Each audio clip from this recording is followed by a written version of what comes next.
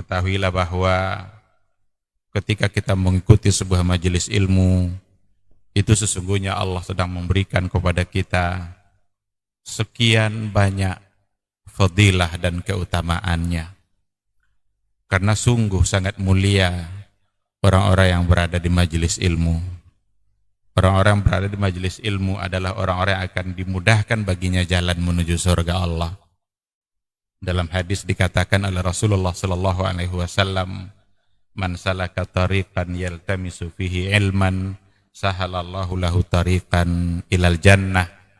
Barang siapa yang menempuh satu jalan di mana tujuannya adalah untuk mendapatkan ilmu, maka Allah akan mudahkan baginya jalan menuju surga.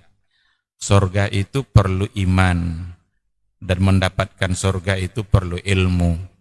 Maka di majelis ilmu lah kita bisa menumbuhkan iman kita, dan di majelis ilmu lah kita bisa mendapatkan ilmu pengetahuan.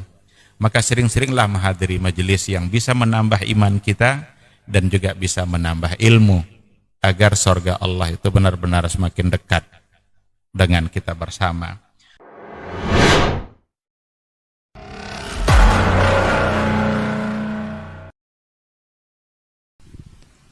Bismillahirrahmanirrahim. Assalamualaikum warahmatullahi wabarakatuh. Alhamdulillah alladzi arsala rasulahu bil huda wa dinil haqq liyudhhirahu 'ala dini kullihi walau karihal kafirun. Asyhadu an la ilaha illallah wahdahu la syarikalah wa asyhadu anna Muhammadan abduhu wa rasuluh la nabiyya ba'dah, amma ba'du. 91,1 FM Radio Robani, merajut ilmu dan peradaban, generasi Robani dimanapun antum berada, dan juga pemirsa KMTV dimanapun antum bisa menyimak siaran kita ini. Alhamdulillah, kita kembali bersyukur kepada Allah Subhanahu wa Ta'ala untuk segala limpahan rahmat dan karunia kepada kita bersama di kesempatan hari ini. Kemudian salawat dan salam kepada Nabi Muhammad sallallahu alaihi wasallam selaku suri tauladan kita dalam kehidupan. Kita mohonkan salawat ini tersampaikan selalu kepada seluruh keluarga, kepada para sahabat, juga tentunya kepada orang-orang yang senantiasa istiqomah menjaga dan menjalankan ajaran serta sunnah-sunnah beliau hingga hari kiamat kelak. Taib generasi Robani dimanapun antum berada dan pemirsa KMTV, kita kembali di program Diktat, Dialog Keilmuan Islam bersama Ustadz. Dan alhamdulillah untuk kesempatan pagi hari ini kita sudah kedatangan ketiga narasumber kita yang sangat luar biasa, dan insya Allah nanti akan dilanjutkan mengenai tema untuk hari ini adalah menjadi pembuka pintu kebaikan. Ini merupakan part ketiga atau bagian ketiga, dan Diktat untuk hari ini adalah episode Diktat ke-18. Taib generasi Robani, seperti biasa di sesi pertama nanti masing-masing narasumber akan memaparkan beberapa materi terkait pembahasan kita, dan di sesi kedua seperti biasa juga antum bisa bersoal jawab di 081273335531 terkait bahasan yang disampaikan nanti. Kemudian antum bisa menyimak siaran kita live di laman Facebook dan juga di berbagai channel dakwah yang insya Allah bekerja sama di kita untuk kesempatan hari ini untuk menyebarluaskan dakwah, seperti di KMTV, kemudian di Radio Robani sendiri di 91,1 FM, dan antum bisa mendownload juga aplikasi kita di Play Store dengan mengetik Radio Robani 91,1 FM di kolom pencarian. Sebelum kita mulai untuk kesempatan hari ini, kita mengucapkan jazakumullah khairan untuk para muslimin ataupun antum semua yang sudah ikut berdonasi atau berinfak membantu operasional dakwah Radio Robani 91,1 FM di nomor rekening Bank Syariah Indonesia di 12391191111, dan masih terbuka untuk antum yang ingin berinfak atau berdonasi. Silahkan di nomor rekening BSI 12391191111. Taib generasi Robani dan pemirsa KMTV juga ikhwah yang sudah berkesempatan hadir di studio. Sebelum kita mulai, kita sapa dulu para narasumber kita. Ustadz Dr. Dasman Yahya Mali LCMA Hafizahullah Ta'ala. Assalamualaikum Ustadz. Sehat Ustadz ya? Alhamdulillah. Taib, Masya Allah. Khair insyaAllah Ustadz. Kemudian Ustadz Dr. Helmi Basri LCMA Hafizahullah Ta'ala. Assalamualaikum Ustadz. Sehat Ustadz? Alhamdulillah. Kemudian Ustadz Dr. Hidayatullah Ismail LCMA Hafizahullah Ta'ala. Assalamualaikum Ustadz. Sehat Ustadz? Alhamdulillah. Taib generasi Robani dan pemirsa KMTV juga ikhwah yang berkesempatan hadir di studio. Kita langsung saja kepada pembahasan untuk kesempatan hari ini. Kepada guru kita, untuk yang pertama kita minta kesediaan waktunya dan materinya kepada guru kita Ustadz Dr. Hidayatullah Ismail LCMA Hafizahullah Ta'ala. Falyatafadhal mashkura Ustadz. Bismillahirrahmanirrahim. Assalamualaikum warahmatullahi wabarakatuh. Innal hamdalillah nahmaduhu wa nasta'inuhu wa nastaghfiruhu wa nastahdihi wa na'udzu billahi min syururi anfusina wa sayyiati a'malina. May yahdihillahu fala mudhillalah wa may yudlilhu fala hadiyalah. Ashhadu an la ilaha illallah wahdahu la syarikalah wa ashhadu anna Muhammadan abduhu wa rasuluhu alladzi la nabiyya ba'dah. Amma ba'd, para masyayikh yang saya muliakan, kaum muslimin, kaum muslimat, hadirin hadirat, al-musyahidin wal musyahidat dimanapun berada yang saya cintai dan saya banggakan. Alhamdulillah, puji dan syukur pada Allah Subhanahu wa taala atas segala nikmat dan karunia-Nya kepada kita semua. Kalaulah bukan karena Allah tabaraka wa taala, maka kita tidak mendapatkan hidayah dan petunjuk di atas Islam ini. Dan kalau bukan karena Allah tabaraka wa taala, kita tidak bisa duduk dan bisa berbagi, saling memberikan nasihat di pagi yang penuh berkah ini. Maka nikmat sehat adalah nikmat yang patut kita syukuri, karena dia adalah nikmat yang sangat mahal. Sebagaimana Rasulullah sallallahu alaihi wasallam katakan, "Was-sihhatu liman ittaqa khairun minal ghina." Hadis riwayat Imam Ibnu Majah, bahwa kesehatan itu bagi orang bertakwa lebih baik daripada harta dan kekayaan. Bahkan Nabi sallallahu alaihi wasallam juga menyebutkan, mengingatkan kita akan dua hal yang sangat penting dalam kehidupan kita. Di antaranya adalah as-sihhatu wal faragh, yang senantiasa manusia lalai, tidak menggunakan kedua nikmat tersebut dengan ketaatan dan kebaikan. As-sihhah yaitu kesehatan yang Allah karuniakan, al-faragh waktu yang luang yang bisa kita gunakan untuk kebaikan. Orang-orang yang tidak cerdas memandang dua nikmat ini, maka dia akan jual dengan harga yang murah. Begitulah Rasulullah sallallahu alaihi wasallam menggambarkan. Bahkan Nabi alaihi salatu wasallam juga memberikan sebuah nasihat pengingat bagi kita bersama, agar menggunakan 5 hal sebelum datang yang 5. Di antaranya adalah nikmat sehat sebelum datang sakit, sebelum datang sesuatu yang membuat kita tidak bisa berbuat apa-apa. Makanya kita sadar bahwa nikmat sehat itu berguna tatkala sakit sudah tiba.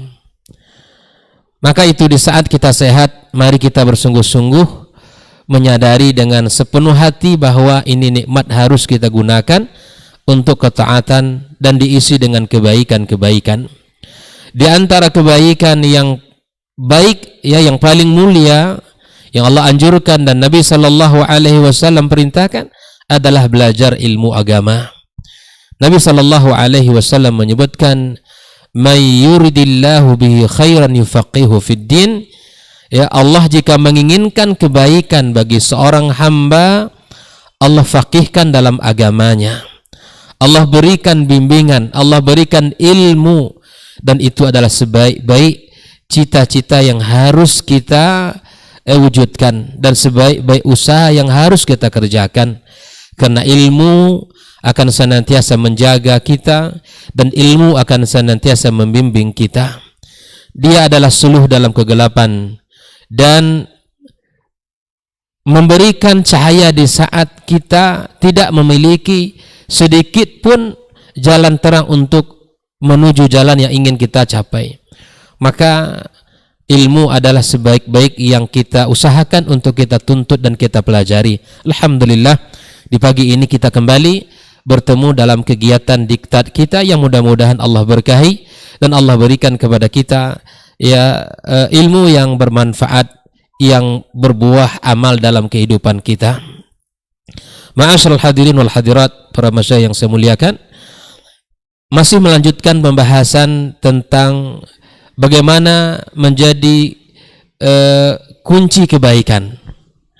Maka ini adalah bagian yang ketiga ya. Bagian yang ketiga, dan kita lanjutkan bahwa siapapun di antara kita menyadari bahwa tidak ada orang yang ingin keburukan dan tidak ada orang yang jatuh kepada keburukan. Semua kita menginginkan kebaikan. Semua kita menginginkan ya, sesuatu yang dicintai Allah Tabaraka wa Ta'ala. Namun kemudian tidak semua orang menyadari kunci-kunci kebaikan itu. Dan tidak semua orang mau dan bersungguh-sungguh untuk melakukannya. Padahal Allah Tabaraka wa Ta'ala telah menyebutkan kunci-kunci kebaikan itu. Dan Nabi kita alaihi salatu wassalam juga telah menjelaskan kunci-kunci kebaikan tersebut. Nah, jikalau kita ingin menjadi kunci-kunci kebaikan, maka mari kita lihat, kita lanjutkan pembahasan dari kitab ya yang ditulis oleh Syekh Abdul Razak Al-Badar, Kaifa takunu miftah lil khair, bagaimana kamu menjadi kunci kebaikan. Sebagaimana hadis-hadis yang sudah dibahas oleh para masyayikh, teringat di hadis awal-awal yang kita baca bahwa ya sesungguhnya Allah Subhanahu wa Ta'ala ya membagi manusia kepada dua bagian. Inna minan nasi nasan mafatihah lil khair, bahwa manusia itu ada yang menjadi kunci-kunci kebaikan, dan bagian yang kedua, manusia itu ada pula yang menjadi maghaliqa lisyarr, ya dia menjadi kunci keburukan, ya, dan dia menjadi orang-orang yang Allah titipkan padanya ya pembuka terhadap keburukan dan pengunci terhadap kebaikan. Maka Nabi SAW katakan fatuba, maka beruntunglah siapa yang Allah titipkan pada tangannya kunci-kunci kebaikan. Wa wailun, dan celakalah bagi siapa? Ya, bagi orang yang Allah berikan padanya kunci keburukan. Maka di antara kunci kebaikan, kalau kita ingin menjadi orang-orang yang Allah titipkan pada kita kunci-kunci kebaikan, kita harus berusaha menjauhkan diri kita dari segala bentuk maksiat, dari segala bentuk kemungkaran, dan dari segala bentuk dosa. Kita berusaha berjuang untuk melawan, kita berusaha berjuang untuk menghindari maksiat-maksiat yang telah Allah sebutkan di dalam Al-Quran, yang telah dijelaskan oleh Rasulullah Sallallahu Alaihi Wasallam. Pada kesempatan ini ya, ada sebuah hadis yang diriwayatkan oleh Imam Ahmad di dalam kitab Musnadnya. Hadis ini diriwayatkan dari sahabat Nabi yang mulia, yaitu Nawas ibn Sam'an radhiyallahu taala anhu, di mana Rasulullah sallallahu alaihi wasallam bersabda ya, bahwa Allah tabaraka wa taala membuat sebuah perumpamaan dengan sebuah jalan yang lurus ya. Membuat sebuah perumpamaan dengan jalan yang lurus, dan pada sisi jalan tersebut ya, pada kedua sisi jalan tersebut ada pintu-pintu, dan masing-masing pintu tersebut ada tirai yang menutupinya. Nah, pada pangkal jalan ada suara yang menyeru ya, ada suara yang menyeru, wahai hamba Allah, lewatilah jalan ini, jangan keluar darinya. Lewatilah jalan ini, jangan pernah keluar darinya. Di dalam riwayat yang lain ya, dalam lafaz yang lain, di atas jalan tersebut juga ada penyeru lain yang berkata, wahai hamba Allah, jangan kalian buka pintu-pintu tersebut, karena kalau kalian buka pasti kalian akan masuk ke dalamnya. Ikhwani kaum muslimin rahimakumullah. Lalu yang dimaksud oleh Rasulullah sallallahu alaihi wasallam, jalan yang lurus itu adalah Islam. Ya. Dan yang dimaksud dengan batasan-batasan, yang dimaksud dengan pagar-pagar itu adalah batasan-batasan Allah tabaraka wa taala, dan pintu yang bertirai itu adalah maharimullah, yaitu hal-hal yang diharamkan Allah tabaraka wa ta'ala. Nah, penyeru-penyeru yang dipangkal itu adalah Al-Quranul Karim, dan penyeru yang berada di atas jalan itu adalah nasihat Allah yang ada dalam diri seseorang.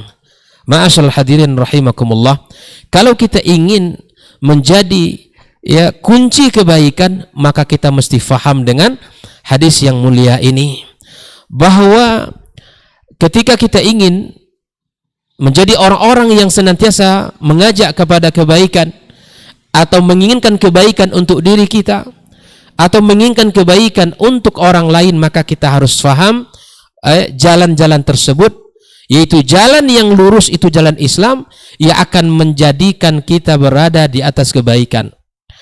Maka ketika kita berada di atas Islam, kita harus merujuk kepada kitab suci kita. Kita harus berpandu kepada Al-Quranul Karim, dan kita harus ikut dengan aturan-aturan Allah tabaraka wa ta'ala. Nah, ada hal yang menarik dari hadis yang mulia ini. Nabi SAW sebutkan ada pintu yang hanya ditutup dengan tirai. Ini artinya apa? Bahwa pintu tersebut tidak digembok, pintu tersebut tidak diberikan kunci yang kuat, tapi hanya ditutup dengan tirai. Ini sangat mudah untuk bisa seseorang masuk ke dalamnya. Coba lihat kaum muslimin rahimakumullah, Nabi menyebutkan dengan bahasa hanya ditutup dengan tirai. Nah, kalau kita tidak berhati-hati dengan pintu tersebut, kita akan dengan mudah membuka dan akan terjerumus kepada maksiat Allah tabaraka wa ta'ala. Nah, bagaimana cara agar kita selamat dari maksiat, dari kemungkaran dan dosa? Yang pertama, selalulah berdoa kepada Allah tabaraka wa ta'ala. Minta kepada Allah perlindungan. Allahumma inni a'udzubika min syarri sam'i, wa min syarri basari, wa min syarri lisani, wa min syarri qalbi. Minta kepada Allah perlindungan dari jeleknya pendengaran kita, dari jeleknya penglihatan kita, dari jeleknya lisan kita, dan dari jeleknya hati kita. Minta perlindungan kepada Allah tabaraka wa ta'ala. Hal inilah yang disampaikan oleh Rasulullah sallallahu alaihi wasallam di saat ada salah seorang sahabat yang bertanya kepada Rasulullah agar dia terjaga dari segala keburukan, maka Nabi sallallahu alaihi wasallam mengajarkan doa ini. Kaum muslimin rahimakumullah. Yang kedua yang harus kita fahami agar kita terhindar daripada maksiat kepada Allah tabaraka wa taala, kita harus berusaha untuk takut kepada Allah tabaraka wa ta'ala dalam setiap kondisi dan keadaan, terlebih dalam kondisi kita sendirian. Orang kalau berjamaah, bersahabat atau berteman, berada di tengah-tengah orang ramai, mungkin bisa jaga dari maksiat dikarenakan rasa malu yang ada pada dirinya. Tapi kemudian tidak jarang orang terjerumus kepada kemaksiatan ketika dia berada dalam kesendirian. Maka di antara ciri orang-orang yang bertakwa kepada Allah tabaraka wa ta'ala adalah mereka takut kepada Allah di saat sendirian. Innalladzina yakhshawna rabbahum bil ghaib. Bagaimana Allah berikan pahala yang sangat besar. Lahum maghfiratun wa ajrun kabir. Ingat ayat yang mulia ini. Di saat kita berada dalam kesendirian kita, apalagi diuji di zaman yang sangat majunya teknologi hari ini, dengan mudahnya seseorang untuk melihat apa saja. Kalau tidak ada filter, tidak ada kontrol iman, kalau tidak ada rasa takut kita kepada Allah, muraqabatullah, maka dengan mudah dia akan melanggar dan melakukan dosa. Maka ingatlah, ini ibadah yang sangat besar. Ketika dalam kesendirian kita takut kepada Allah tabaraka wa ta'ala, maka Allah berikan kepadanya ampunan yang besar kepadanya, dan Allah berikan pula pahala yang besar kepadanya. Allah sediakan ampunan bagi dia yang takut kepada Allah tabaraka wa ta'ala, dan Allah berikan kepadanya pahala yang besar di sisi Allah subhanahu wa ta'ala. Nah, adapun cara yang ketiga agar kita terhindar daripada maksiat kepada Allah tabaraka wa ta'ala, kita harus sadar bahwa maksiat itu punya candu. Kita harus paham bahwa kemungkaran, dosa yang dilakukan itu memiliki candu. Sebagaimana seseorang memahami bahwa dalam hal-hal yang mubah, dalam makanan yang enak itu ada rasa candu. Begitupun dengan dosa dan maksiat, dia akan memiliki rasa candu. Keinginan untuk kembali itu akan terus menggerogotinya, akan terus terbayang dan teringat olehnya. Namun harus diingat, ya, sekali lagi, bahwa kenikmatan di dalam bermaksiat itu hanya sesaat, tapi kemudian akibatnya akan sangat lama, bahkan mungkin sampai kepada akhirat. Ikhwani kaum muslimin, kaum muslimat rahimakumullah. Ya, yang berikutnya di antara cara agar kita terhindar dari maksiat Allah tabaraka wa taala, ya kita berusaha untuk mencari ya lingkungan orang-orang yang saleh dan orang-orang yang baik yang senantiasa mengingatkan kita dari Allah tabaraka wa taala dan senantiasa menjaga kita dari kemungkaran dan kemaksiatan. Makanya di antara kesan para sahabat ketika bersama Rasulullah sallallahu alaihi wasallam, ya mereka mengatakan di saat bersama Rasul sallallahu alaihi wasallam hati mereka lunak, mereka ingat akan kematian, ingat akan akhirat. Tapi kemudian di saat-saat ya mereka tidak bersama Rasulullah sallallahu alaihi wasallam, kembali mereka lalai dan kemudian terasa ada kekhawatiran kalau tidak ingat kepada Allah tabaraka wa taala. Maka inilah kesan yang ada pada para sahabat, yang mudah-mudahan kesan itu juga ada pada diri kita walaupun kita tidak ya bertemu dengan Rasulullah sallallahu alaihi wasallam. Ya, kalau kita jarang mengkaji agama ini, membahas ayat-ayat Allah tabaraka wa taala dan membahas hadis-hadis Rasul sallallahu alaihi wasallam, dikhawatirkan diri kita semakin lalai dan jauh dan sibuk dengan kehidupan dunia, tidak ingat akan kematian dan akan kesudahan kita di dunia ini.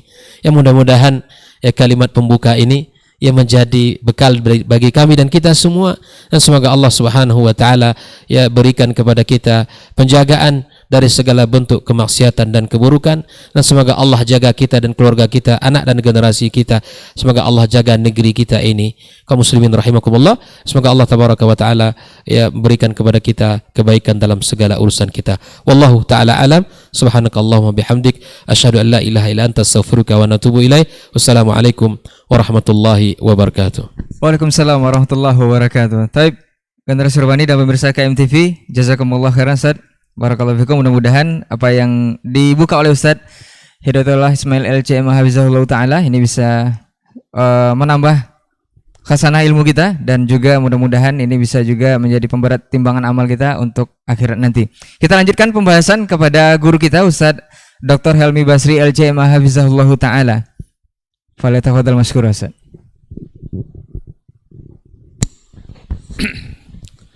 Bismillahirrahmanirrahim. Assalamualaikum warahmatullahi wabarakatuh. Alhamdulillah, wassalatu wassalamu ala rasulillah wa ala alihi wa sahbihi wa man tabi'ahum bi ihsanin ila yaumiddin. Para masyayikh yang dimuliakan Allah, Saudara Rai sebagai host kita pada hari ini, ikhwah yang hadir di studio, dan seluruh pendengar dan yang menyaksikan acara kita pada pagi hari ini, yang mudah-mudahan kita semua senantiasa diridhai oleh Allah Subhanahu wa taala dan diberikan inayah dan maunahnya dalam kehidupan kita bersama. Kita bersyukur pada Allah Subhanahu wa taala pada pagi hari yang penuh berkah ini. Alhamdulillah kita kembali diberikannya nikmat yang luar biasa. Nikmat yang luar biasa itu diantaranya adalah ketika kita memiliki semangat untuk belajar, semangat untuk menuntut ilmu, semangat untuk mendalami agama. Karena semangat itu adalah semangat mendalami agama, itulah yang mudah-mudahan membuat kita semakin teguh dan istiqamah di dalam menjalankan agama Allah sampai akhir hayat nanti. Dan mudah-mudahan waktu yang kita gunakan untuk belajar pada pagi hari ini dicatat oleh malaikat Allah sebagai amal saleh, dan diterima oleh Allah Subhanahu wa taala sebagai kebaikan yang bisa memperberat timbangan amalan kebaikan kita di yaumul mahsyar nanti. Amin ya rabbal alamin. Kita juga harus berselawat dan salam untuk Rasulullah sallallahu alaihi wasallam. Allahumma salli ala Muhammad wa ala ali Muhammad.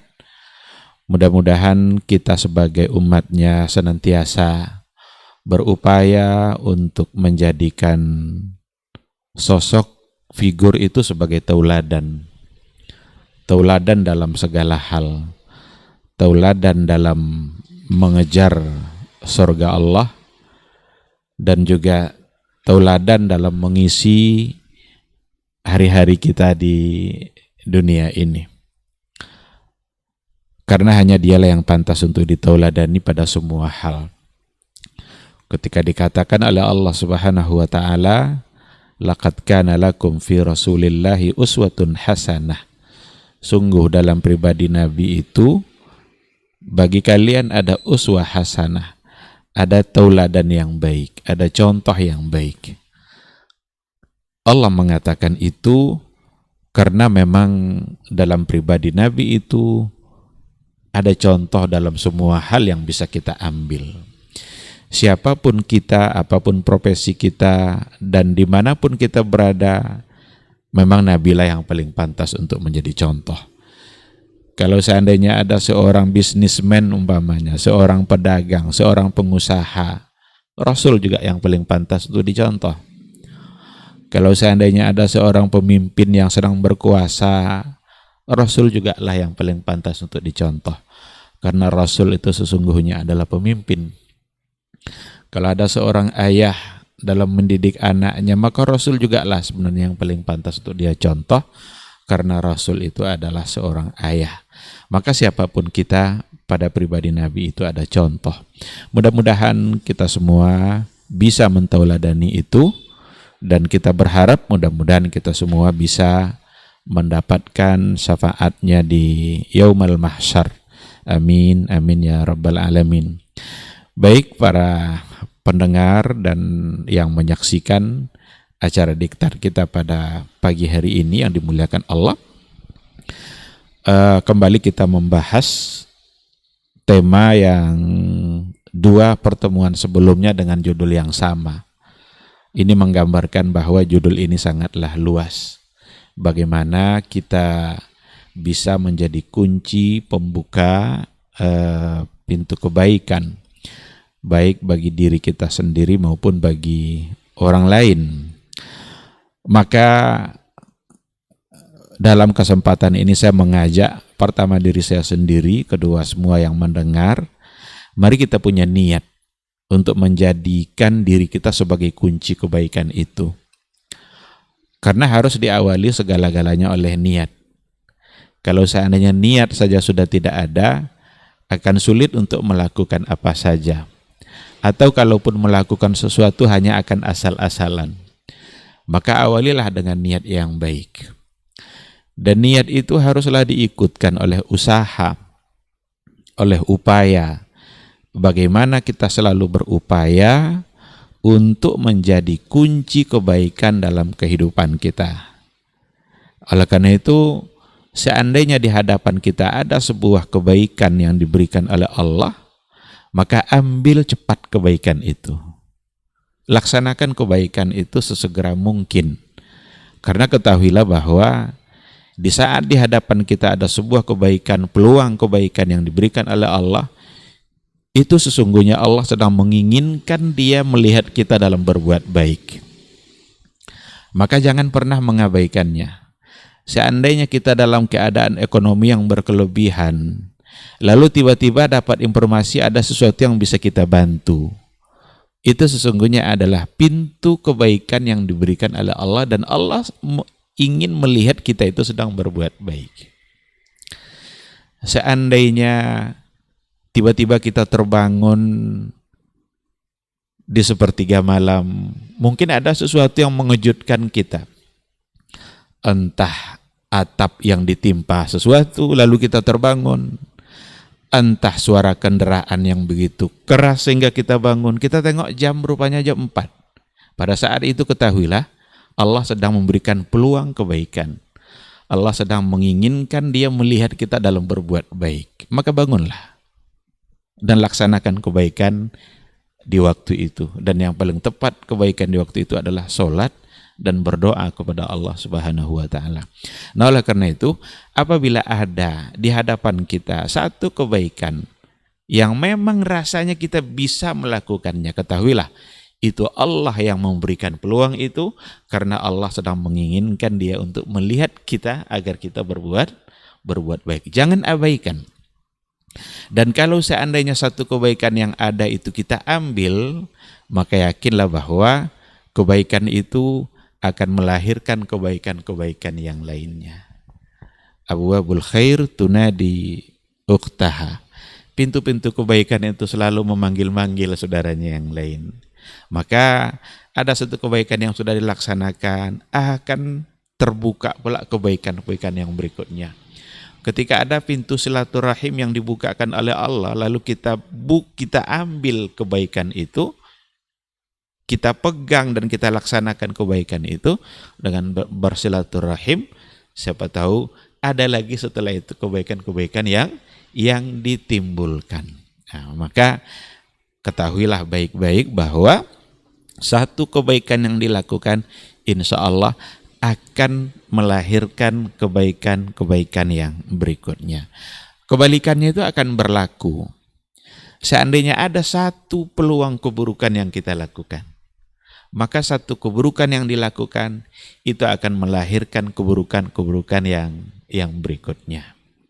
Maka hindarilah sebisa mungkin, semaksimal mungkin, apapun pintu keburukan yang ada di hadapan kita, hindarilah semaksimal mungkin agar kita tidak terjebak masuk ke dalam pintu itu, agar kita tidak melaksanakan keburukan itu. Karena seperti tadi, seandainya sudah terlaksana, dia akan melahirkan keburukan-keburukan yang berikutnya. Seandainya ada orang yang berbohong, setelah berbohong itu akan melahirkan kebohongan-kebohongan baru, kebohongan-kebohongan yang berikutnya. Nah, jadi para pendengar dan yang menyaksikan acara kita pada pagi hari ini, mari sama-sama kita niatkan dalam diri kita agar kita bersama bisa menjadi kunci kebaikan, dan berupayalah untuk melakukan langkah-langkah menuju kebaikan itu. Setiap kali kita mendapatkan satu peluang kebaikan, ambil sesegera mungkin, karena kebaikan itu akan melahirkan kebaikan yang berikutnya. Baik, ikhwati fillah, salah satu dari yang akan membuat kita berada pada kebaikan, yang akan membuat kita menjadi pintu kebaikan itu adalah al-inayah bi faraidillah wa wajibatid din. Bagaimana kita senantiasa memperhatikan, punya perhatian yang tinggi pada faraidillah, pada sesuatu yang memang diwajibkan oleh Allah, difardukan oleh Allah Subhanahu wa Ta'ala, wa wajibatid din, dan hal-hal yang menjadi tuntutan agama. Memperhatikan hal-hal itu adalah semua menjadi pintu kebaikan. Yang pertama tentu saja diawali dengan hal-hal yang fardu, itu Ustaz ya. Sebelum diikutkan dengan yang sunnah. Jangan sampai kita disibukkan oleh hal-hal yang sifatnya tidak prinsip, tapi yang prinsip malah diabaikan. Tapi diawali dulu dengan faraidillah wa wajibatid din. Maka dalam sebuah hadis dikatakan oleh Rasulullah sallallahu alaihi wasallam, ini hadis qudsi, qala Allah Subhanahu wa ta'ala, ma taqarraba ilayya abdi bi syai'in afdalu mimma aftaratuhu alaih, gitu Ustaz ya. Ahabba ilayya mimma aftaratuhu alaih wa la yazalu abdi yataqarrabu ilayya bin nawafil hatta uhibba fa iza ahbabtuhu, maka ada banyak yang akan dia dapatkan itu. Tidaklah seorang hambaku itu mendekatkan diri kepada saya, kata Allah, dengan sesuatu yang lebih saya cintai selain daripada melakukan apa yang telah aku wajibkan, apa yang telah saya fardukan. Berarti tuntutan pertama dari Allah dalam kehidupan kita ini ada melaksanakan hal-hal yang wajib. Baru setelah itu wala yazalu abdi yataqarrabu ilayya bin nawafil hatta uhibbah. Dan senantiasa atau selagi hamba-hambaku itu mendekatkan diri kepada saya bin nawafil. Nawafil tentu di bawah faraid. Dengan sesuatu yang disunnahkan hatta uhibbah, sampai pada akhirnya saya mencintai dia. Dan apabila saya sudah mencintainya, maka dia akan senantiasa menjaga tangannya. Tangannya itu adalah saya, kata Allah. Itu bahasa kiasan kan? Artinya tangannya tidak pernah digunakan untuk melakukan sesuatu yang tidak diridhai oleh Allah. Kakinya itu ada saya, katanya. Matanya itu adalah saya, kata Allah. Matanya itu tidak pernah digunakan untuk sesuatu yang dimurkai oleh Allah Subhanahu wa taala. Maka dari hadis ini dapat dipahami bahwa ketika kita punya perhatian dan teguh melaksanakan sesuatu yang difardukan oleh Allah, baru kemudian nanti ditambah dengan hal-hal yang disunnahkan oleh Allah, maka yang akan kita dapatkan adalah cinta dari Allah Subhanahu wa taala. Karena kata Allah hatta uhibbah, sampai pada akhirnya saya mencintainya. Kalau Allah sudah mencintai kita, maka apapun yang kita inginkan Allah akan memberikan. Bahkan kalau Allah sudah mencintai kita, belum kita minta Allah sudah beri. Karena Allah tahu apa yang menjadi kebutuhan kita. Lebih tahu Allah itu terhadap diri kita daripada diri kita sendiri. Maka kalau seandainya kita berdoa kepada Allah, mungkin belum dikabulkan oleh Allah, Allah tahu berarti kita belum membutuhkannya. Tapi kalau Dia sudah mencintai kita, semuanya akan diberikannya bahkan sebelum kita minta. Baik, ikhwati fillah, saya ingin ambil satu atau dua contoh dalam persoalan ini. Bagaimana menjaga hal-hal yang difardukan oleh Allah Subhanahu wa taala itu akan menjadi kunci kebaikan bagi kehidupan kita. Baik bagi diri kita maupun bagi diri orang lain. Dalam sebuah hadis dikatakan oleh Rasulullah Sallallahu Alaihi Wasallam, dan ini juga hadis qudsi. Ya bna Adam, qala Allah ya bna Adam, irka'liya arba'an fi awalin nahar, akfika akhirahu. Jadi Allah bilang begini, wahai anak Adam, irka'li, ruku'lah, solatlah untukku arba'an fi awalin nahar. Solatlah 4 rakaat di awal hari kamu. Akfika akhirahu. Saya akan cukupkan semua keperluan kamu sampai akhir hari itu.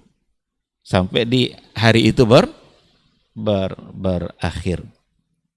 Kata Syekhul Islam Ibn Taimiyah, dia memandang bahwa yang dimaksud dengan arba'an di sini adalah 2 rakaat sunat fajar dengan 2 rakaat salat fajar. Jadi kita 4 rakaat kan. Jadi awalilah hari kamu dengan 4 rakaat. Semua kebutuhan kamu akan saya penuhi sampai akhir hari itu. Apalagi yang mau kita cari di dunia ini sebenarnya. Bukankah kita sibuk untuk mencari sesuatu yang mencukupkan kita? Bahkan sudah cukup pun belum merasa cukup. Sudah berlebih pun masih terasa kurang. Sekarang Allah yang berjanji seperti itu. Kalau itu kamu lakukan, akfika akhirahu, saya cukupkan semua keperluan kamu di hari itu sampai akhirnya. Dengan modal 4 rakaat. 2 rakaat sunat fajar dan 2 rakaat sholat fajar itu sendiri. Dan ini menggambarkan bahwa ditemukan dalam hadis ini 2 yang fardu dan 2 yang sunnah. Jadi ada kewajiban-kewajiban agama, ada tuntutan-tuntutan agama yang tidak sampai ke tingkat wajib. Ternyata itu semua kalau seandainya kita lakukan, itu akan menjadi pintu kebaikan yang luar biasa bagi kita. Maka akan sangat salah kalau seandainya orang mencari rezeki lalu meninggalkan sholat.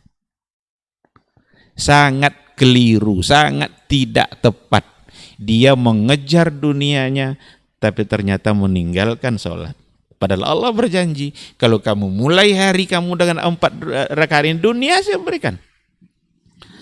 Bahkan dalam hadis lain kan rak'atal fajri khairun minad dunya wa ma fiha.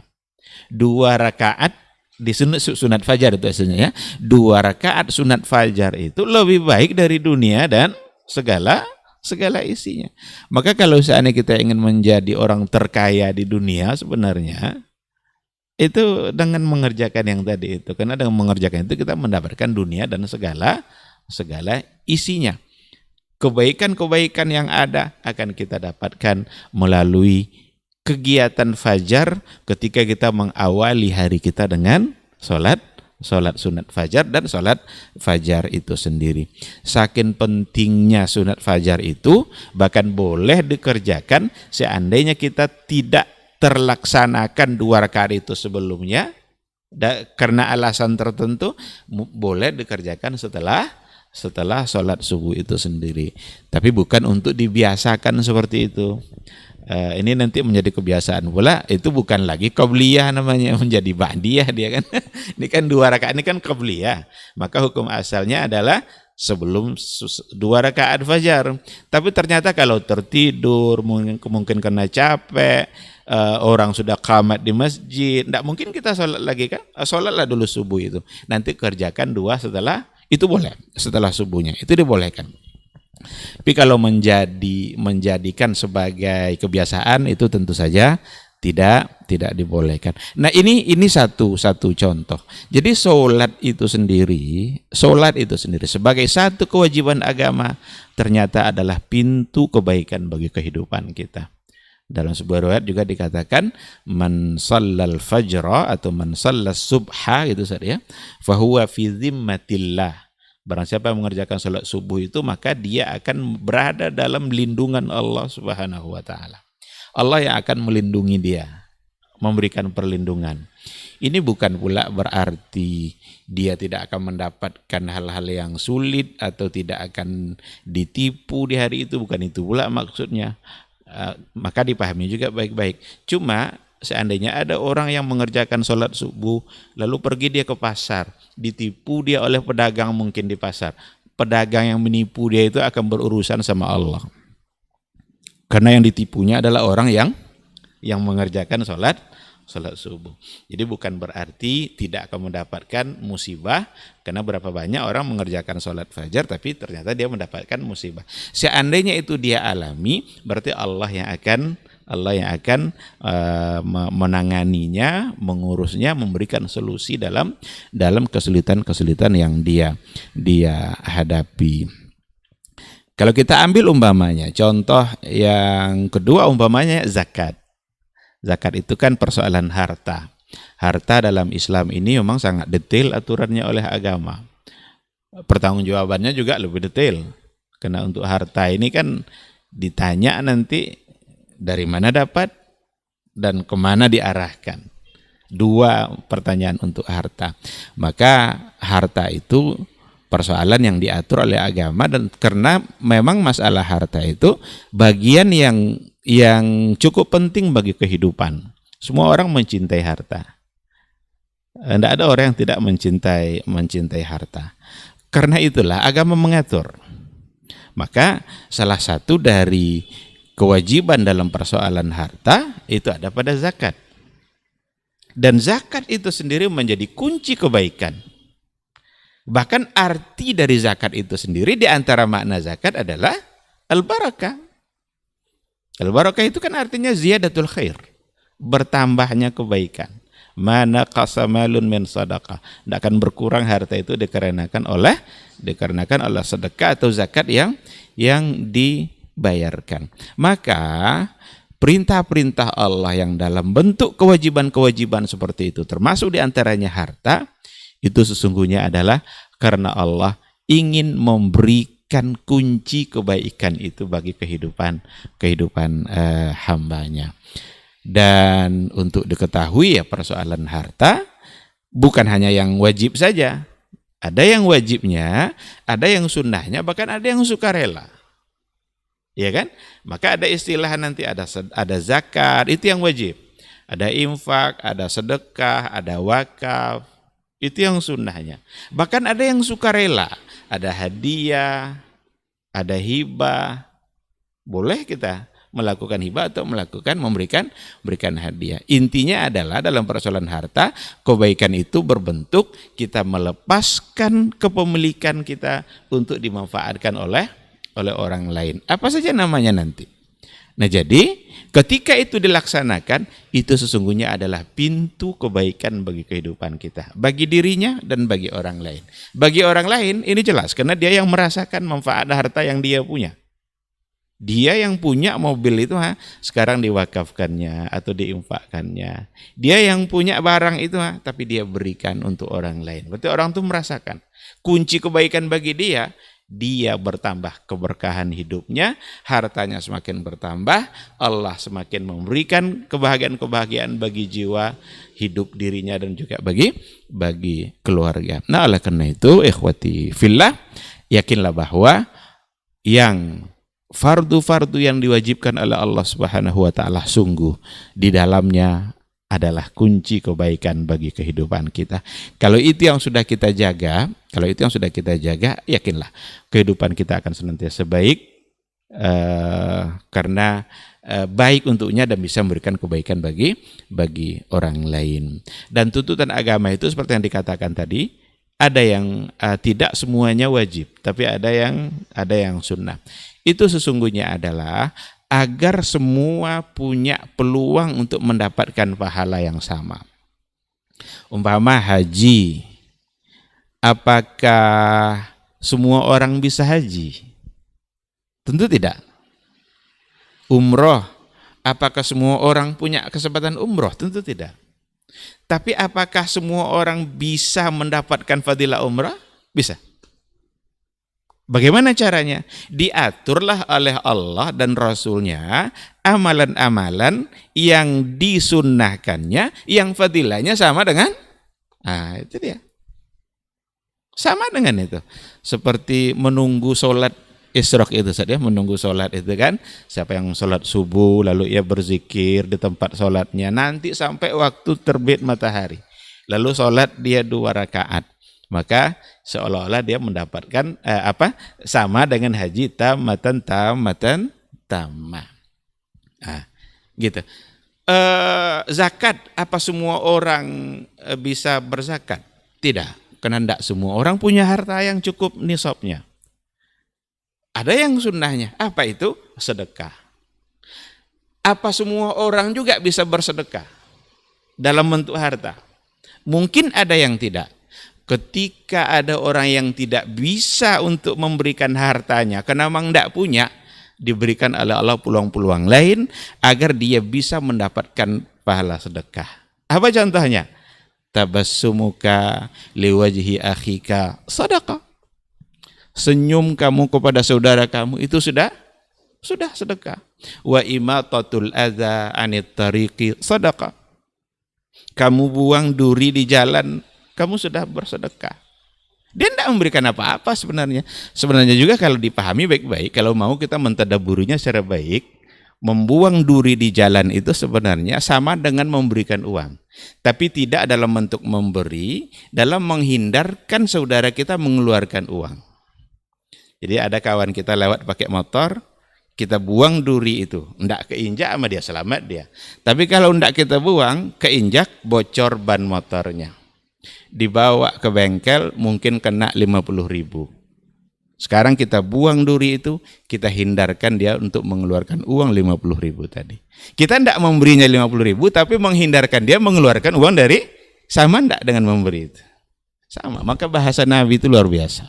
Kalau dipahami baik-baik, ketika dikatakan imatatul adza anit tariqi sadaqah. Membuang duri di jalan itu sedekah. Maka semua fadilah amalan tadi itu bisa didapat oleh semua orang ketika diatur ibadah itu dalam berbagai bentuk. Yang wajibnya, yang sunnahnya, bahkan ada yang suka rela. Ikhwati fillah, ini sekedar memberikan contoh dalam bagaimana kita bisa menjadi kunci kebaikan melalui penuh perhatian terhadap apa yang yang dianjurkan oleh Allah dan apa yang diwajibkannya. Laksanakanlah semua yang telah difardukan dan diwajibkan oleh Allah, dan berupayalah untuk melaksanakan hal-hal yang disunnahkan, yang dianjurkan agama. Yakinlah hidup kita akan penuh dengan kebaikan, dan kita akan bisa memberikan kebaikan dalam kehidupan orang lain. Ini yang mungkin sebagai pembuka yang bisa saya sampaikan, mudah-mudahan dapat dipahami dan menjadi ilmu bagi kita bersama. Terima kasih. Subhanakallahumma bihamdika asyhadu an la ilaha illa anta astaghfiruka wa atubu ilaik. Assalamualaikum warahmatullahi wabarakatuh. Waalaikumsalam warahmatullahi wabarakatuh. Taib, jazakallah khairan Ustaz untuk lanjutan materinya. Mudah-mudahan ini juga bisa mengingatkan antum kembali terkait dari kita singgung sedikit pembahasan Ustaz mengenai kebaikan tadi, salah satunya adalah berinfak dan sedekah. Dan nanti bisa menyalurkan ke operasional dakwah Radio Rabbani 91,1 FM di nomor rekening BSI 1239119119111. Baik, kita lanjutkan pembahasan. Barangkali untuk terakhir ini Ustaz agak singkat bagiannya Ustaz waktunya. Apa Ustaz? Kita persilahkan kepada guru kita Ustaz Dr. Dasman Yahya Mali LCM Hafizahullah Ta'ala. Fadal Ustaz. Bismillah. Assalamualaikum warahmatullahi wabarakatuh. Alhamdulillah. Wassalatu wassalamu ala Rasulillah wa ala alihi wa sahbihi wa mawala. Ashhadu an la ilaha illallah wahdahu la syarika lah jalla fi ulah, wa ashhadu anna Muhammadan abduhu wa rasuluhu wa habihu mustafa sallallahu alaihi wa ala alihi wa ashabihi nubala wa man tabi'ahum bi ihsanin ila yaumil iqabi wal jazaa. Amma ba'du, fa'usi nafsi wa iyyakum bittaqwa fa innahu qad faza man ittaqa. Ya ayyuhalladzina amanu ittaqullaha haqqa tuqatih wa la tamutunna illa wa antum muslimun. Masya Allah, tabarakallah, di pagi yang cerah ini dan terasa sejuk, cerah tapi sejuk, karena Masya Allah kita bersama para masyayikh Al-Ustadzani Al-Jalilan Fadilatul Dr. Hidayatullah Ismail wa Fadilatul Syekh Al-Ustadz Dr. Ilmi Basri ma'a kafatiz zumala di studio. Kita pagi ini bisa bersama, mudah-mudahan menambah ilmu dan iman dan semakin mendekatkan kita kepada Al-Karim Ar-Rahman. Saya bersyukur sebab sudah dibahas panjang lebar oleh kedua syekh. Masya Allah, tabarakallah. Tinggal saya berdoa lagi. Ya, semoga apa yang disampaikan Dr. Hidayatullah menjauhkan diri dan menghindari segala pintu-pintu maksiat dan dosa. Kemudian setelah pintu itu ditutup, dihidupkan dengan membuka pintu-pintu ketaatan dengan melaksanakan segala kewajiban, bahkan anjuran-anjuran Allah dan Rasulnya Sallallahu Alaihi Wasallam. Oleh itu mari kita doakan bersama, semoga kita terhindar daripada dosa dan diberikan taufik untuk mentaati segala perintah. Karena saya sifatnya menyempurnakan, apalagi sudah diwanti-wanti oleh saudara Ray, waktu yang tersedia sangat singkat. Oleh sebab itu saya harus siap-siap di-cut. Oleh itu pada kesempatan ini saya coba insyaAllah dalam tempo yang sesingkat-singkatnya.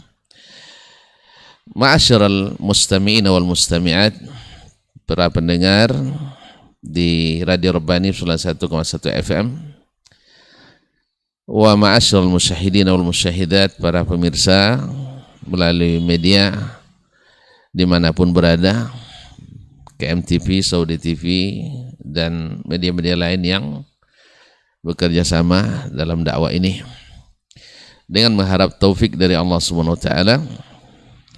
Semoga kegiatan ini benar-benar menjadi kunci pembuka kebaikan dan penutup segala pintu keburukan. di antara pintu kebaikan yang besar yang masuk dalam semua lini dan aspek kehidupan kita sebagai anak manusia, khususnya kaum muslimin dan muslimat, adalah doa. Berkata Mutarrif ibn Abdullah ibn Syakhir, seperti yang diriwayatkan oleh Imam Ahmad dalam kitab Az-Zuhud, nomor hadis atau nomor riwayat 1330, beliau mengatakan, tazakkartu majma'ul khairi, saya mencoba mengingat-ingat apa itu simpul-simpul kebaikan. Lalu beliau mengatakan, fa'idha al-khairu kathir, oh ternyata kebaikan-kebaikan itu sangat banyak. As-sawmu was-salah, ada puasa, ada salat.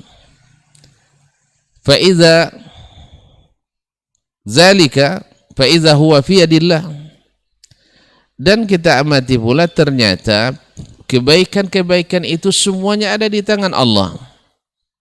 Semuanya ada di tangan Allah Azza wa Jalla. Wa idza anta la taqdiru illa an tas'alahu, kalau seandainya kamu tidak sanggup mendapatkan apa yang di tangan Allah Azza wa Jalla, illa an tas'alahu, kecuali dengan meminta kepadanya, fayu'tik, lalu dia berikan, fa'idha jima'ul khairi ad-du'a. Dengan demikian ternyata simpul-simpul kebaikan itu ada pada doa. Imam Ibnul Qayyim dalam kitab Al-Fawaid 127 sampai 128 mengatakan sesuatu yang maknanya bahwasanya asasu kulli khairin, asas segala sesuatu, anta alam, engkau ketahui, anna ma sya'allahu kan, bahwa apa yang Allah kehendaki pasti terjadi. Wa ma lam yasha' lam yakun, dan apa yang dia tidak kehendaki maka itu tidak akan terjadi. Oleh sebab itu, ma'asyiral muslimin ma'asyiral muslimat dirahmati Allah, maka engkau mendapatkan nikmat, kata beliau, yang merupakan kebaikan, maka engkau syukur kepadanya dan bertadarruk kepadanya untuk diberikan selalu kebaikan. Dan bila engkau dijauhkan dari keburukan, itu juga sesuatu yang dikehendaki Allah Subhanahu wa taala, maka memintalah kepadanya selalu dijauhkan dari keburukan. Oleh itu, ikhwani wa akhwati billah, ma'asyal mustami'in wal mustami'at wal musyahidin wal musyahidat wal hadirin, baik yang mendengar maupun yang menyaksikan, bahkan saudaraku yang hadir di studio, Allah Subhanahu wa ta'ala melalui Nabi alaihi salatu wassalam menyampaikan pesan-pesannya kepada kita, baik pesan langsung berupa perintah atau pesan secara tidak langsung dengan menyebutkan kisah-kisah orang-orang saleh dari kalangan para nabi dan rasul, di mana Allah SWT menjadikan makhraj, menjadikan solusi bagi segala kesempitan yang mereka hadapi, bahkan menjadi kunci-kunci pembuka kebaikan yang mereka ingini dan ingin dicapai di kemudian hari adalah melalui doa, dan tadarruk kepada Allah Subhanahu wa taala. Bahkan Allah tabaraka wa taala melalui Nabi alaihi salatu wasallam menyampaikan bahwasanya di saat paling dekat kita kepadanya, maka sesuatu yang paling diinginkannya dari seorang hamba itu adalah doa. Aqrabu ma yakunul abdu min rabbih wa huwa sajid fajtahidu fihi bid-du'a faqaminun ayustajaba lakum. Sedekat-dekat hamba kepada Rabbnya di saat dia sedang sujud. rukun yang paling dahsyat di dalam salat adalah sujud. Karena tidak bisa diberikan kecuali kepada Allah Tabaraka wa Ta'ala. Dan sedekat-dekat hamba kepada Allah adalah saat dia sedang sujud. Sujud dalam satu amalan yang paling dicintai Allah. Yang pertama dihisab hari kiamat, yang bila baik segala amal yang jadi baik, bila buruk jadi buruk, bila diterima yang lain, bila ditolak yang lain adalah salat. Berarti ini akan ditanya Allah SWT dan hisab pertama. Nah, di rukunnya yang paling dekat kita, mendekatkan kita kepadanya, maka yang diperintahkan adalah berdoa kepadanya. Karena apa, kaum muslimin dan muslimat sedang jemaah yang dirahmati Allah, bahwasanya segala kebaikan yang kita dirikan tadi tidak berlaku kecuali karena kehendak Allah. Sekarang kita diberikan nikmat salat. Nah, nikmat salat ini kalau bukan dijaga oleh Allah, bisa saja akan lepas dari kita. Maka kita meminta kepadanya supaya kita ditetapkan untuk beristiqamah di agamanya. Di antara doa yang diajarkan Nabi dalam sujud adalah, di antara doa yang diajarkan oleh Nabi SAW dalam sujud adalah, Ya muqallibal qulub, Ya muqallibal qulub, thabbit qalbi ala dinik. Ya Allah yang membolak-balikkan hati manusia, tetapkan hatiku di atas agamamu. Ya musarrifal qulub, sarrif qalbi ala ta'atik. Wahai Allah yang membolak-balikkan hati, tetapkanlah atau arahkanlah hatiku kepada ketaatan kepadamu. Ma'asyiral kiram dirahmati Allah. Apapun yang kita inginkan, kebaikan yang ingin kita raih, atau keburukan yang hendak kita jauhi, semua itu bermuara pada doa. Ma'asyiral kiram dirahmati Allah, dalam banyak ayat Al-Quranul Karim dan dalam banyak hadis-hadis Nabi SAW diajarkan kita untuk banyak berdoa, karena dia adalah kunci-kunci kebaikan. Dan siapa yang paling banyak berdoa untuk kebaikan dunia dan akhirat, maka dia adalah sebanyak-banyak orang yang membuka kunci kebaikan.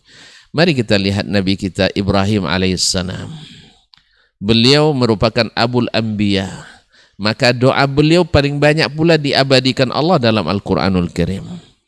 Dalam surat Ibrahim, doa, berbagai doa yang dibacakan atau dibacakan oleh Ibrahim alaihissalam, dan imbasnya sampai kepada anak cucunya, sampai kepada kita. Rabbi inni askantu min zurriyati biwadin ghairi dzi zar'in inda baitikal muharram rabbana liyuqimus salah. Ya Allah, aku setelah meninggalkan dari keturunanku di suatu lembah yang tidak ada berpenghuni, di samping Baitukal Muharram, di samping rumahmu yang dihormati. Ma'asyalaka Rabbana liyuqimus salah. Ibrahim berdoa supaya mereka mendirikan salat.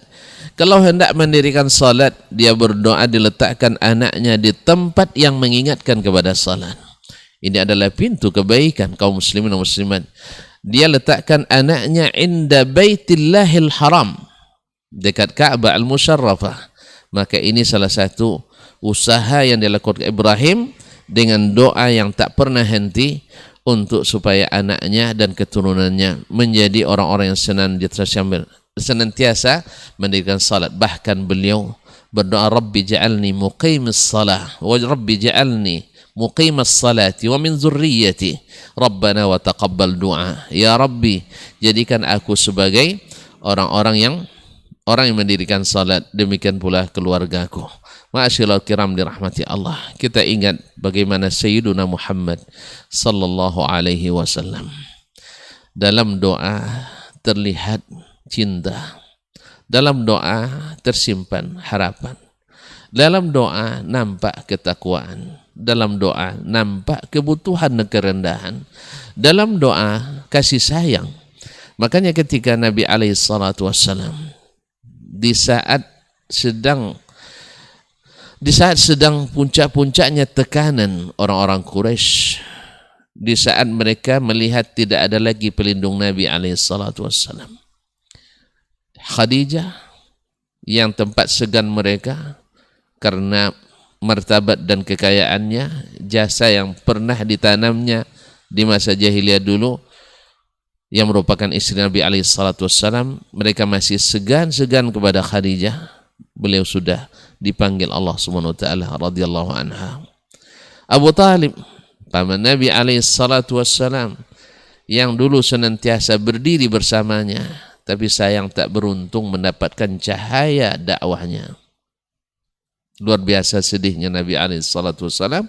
Dan di saat itulah orang Quraisy semakin menjadi-jadi. Kalau bahasa kita semakin masuk ayam. Ya, semakin masuk ayam. Habis diacak-acaknya dakwah Nabi SAW. Akhirnya Nabi SAW sudah merasa tidak ada peluang sama sekali untuk meneruskan dakwah di Makkah. Beliau berpikir mudah-mudahan saudara sepersusuan yang ada di Hawazin di Taif. Beliau pernah disusukan oleh Ibunda Halimatus Sa'diyah radhiyallahu taala anha. Mudah-mudahan saudara sepersusuan, datuk sepersusuan, mama sepersusuan dan sebagainya, mudah-mudahan Allah berikan kepada mereka hati yang tunduk. Maka Nabi menuju ke Taif dalam perjalanan yang susah karena kawasan yang memang terjal. Jarak tidak kurang, kalau dengan jalan tol sekarang lebih kurang 72 km lebih kurang. Nabi datang ke sana menemui para pemuka. Apa yang terjadi? Yang terjadi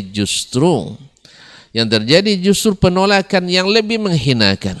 Subhanallah, Nabi dilempari dengan batu, dicaci maki dan dihinakan. Yang lebih hina lagi, yang disuruh adalah orang-orang yang kurang akal dan anak-anak. Subhanallah. Bahkan petinggi mereka mengatakan, kalau kau benar Nabi, saya tidak butuh mendengarkanmu. Andai kau bukan Nabi, kau bukan level untuk berbicara kepada kami. Subhanallah. Nabi Muhammad sallallahu alaihi wasallam bukan level untuk berbicara dengan mereka. Padahal mereka adalah akhbathu khalqillah, seburuk-buruk hamba Allah, cuman karena kesombongan bahwasanya mereka sedang berkuasa.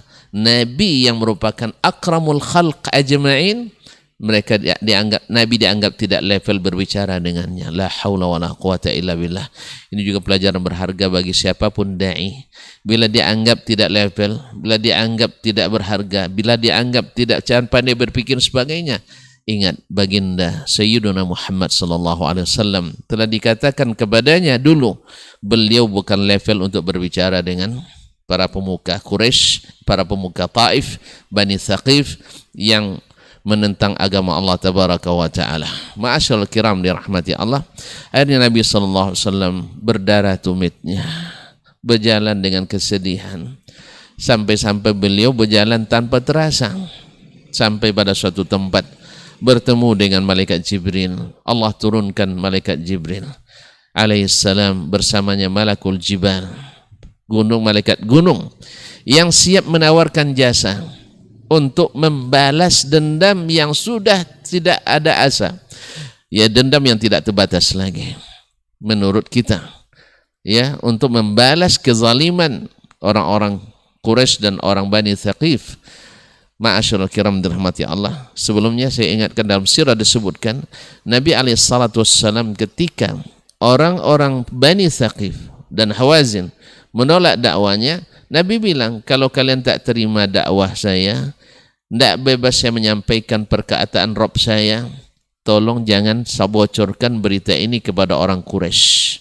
Coba permintaannya, jangan sampai penolakan Thaqif sampai ke orang Quraisy, karena pasti akan lebih dahsyat lagi di saat mereka tahu bahwa tidak ada lagi saudara sepersusuannya, ya, paman sepersusuan dan seterusnya tidak membelanya lagi. Kemana dia nak pergi? Tetapi mereka justru mengancam Nabi SAW dan menghinakan Nabi SAW. Di saat itulah datanglah malaikat Jibril, karena mereka katakan ke Nabi SAW, Inna Allah qad nazara aw ra'a ma fa'ala qaumuka bik wa ma fa'ala banu Thaqif bik wa qad sami'a qawlak. Dalam sirah disebutkan Nabi SAW mengadu, Allahumma innama ashku ilaika dha'fa quwwati wa qillati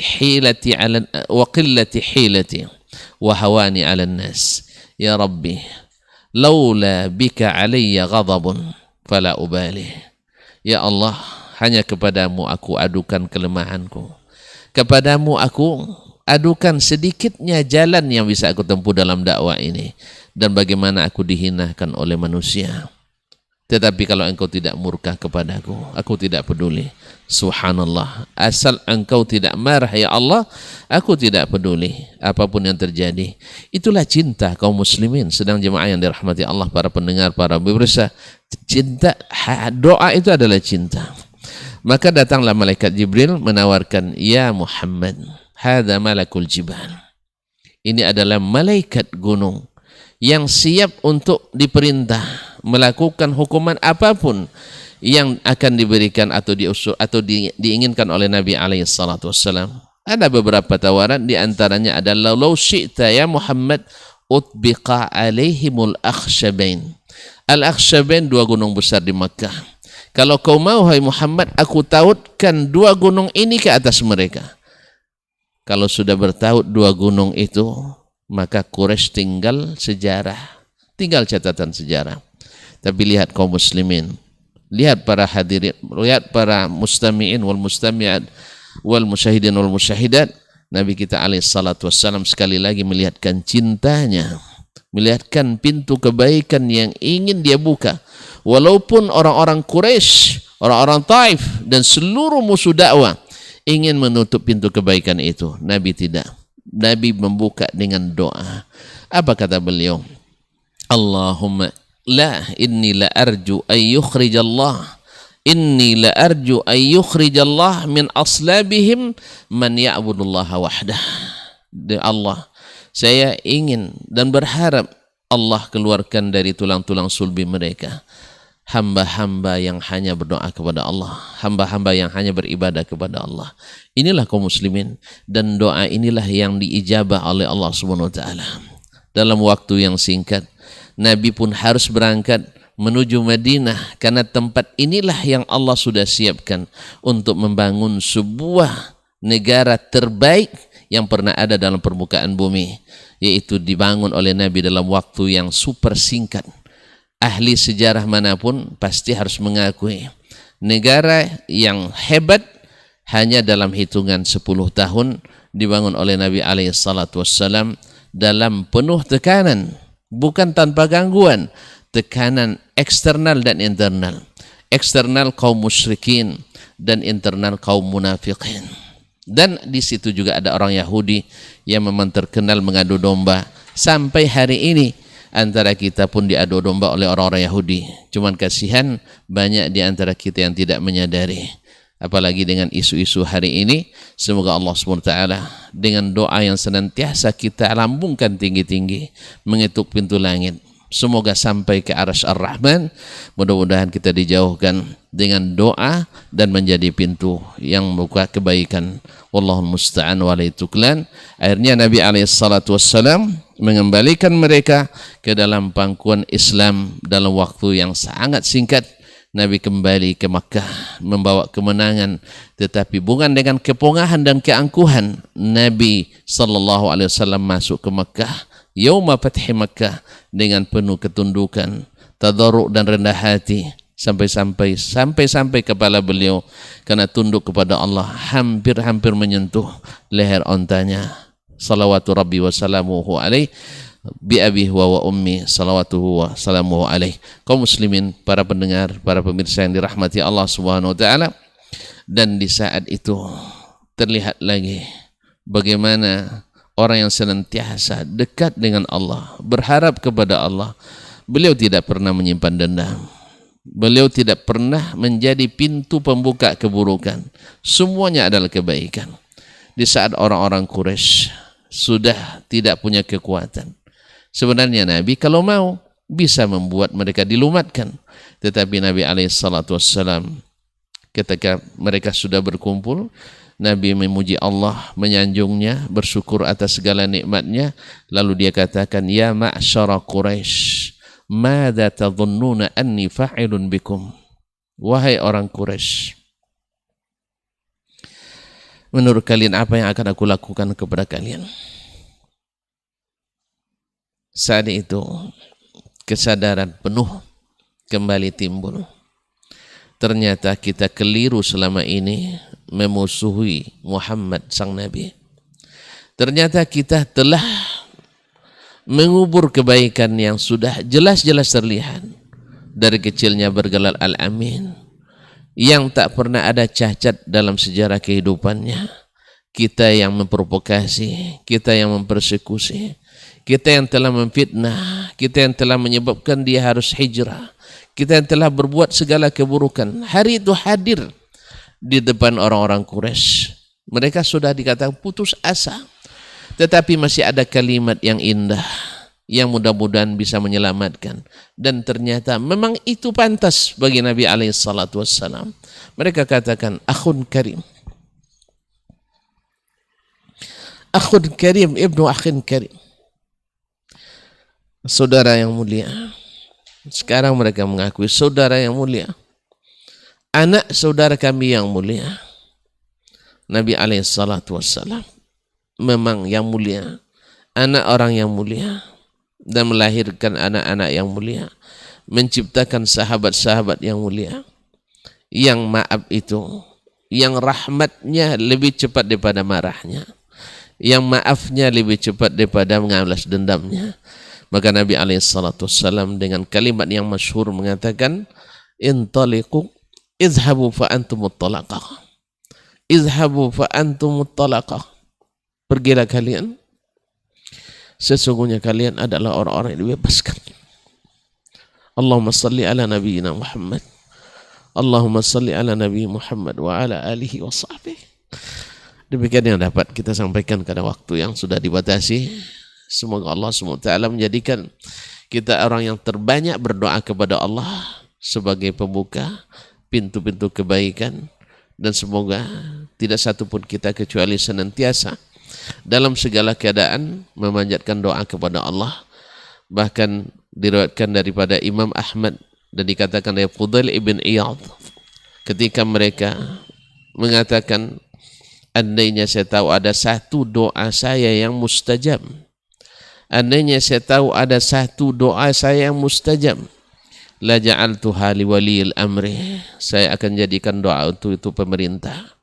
Sebab apa? Kesolehan saya untuk saya pribadi, tapi kesolehan orang yang Allah amanahkan untuk memerintah, Allah amanahkan untuk mengatur urusan masyarakat luas, maka kebaikannya untuk seluruh masyarakat.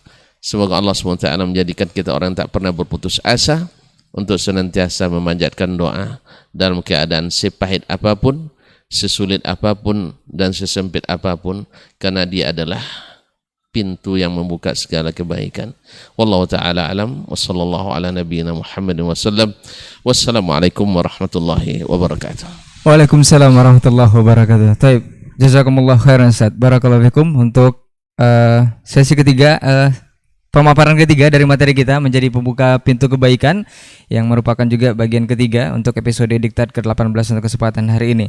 Dan alhamdulillah luar biasa sekali ibrah atau pelajaran yang bisa kita ambil dari sekelumit sirah yang disampaikan oleh guru kita Ustaz Dasman mengenai kepribadian Nabi SAW, bagaimana beliau menutup segala pintu keburukan terhadap apa yang sudah diberikan kepadanya dan menjadi pembuka pintu kebaikan. Kita mohonkan juga kita bisa menjadi pembuka pintu kebaikan untuk segala dan semua hal.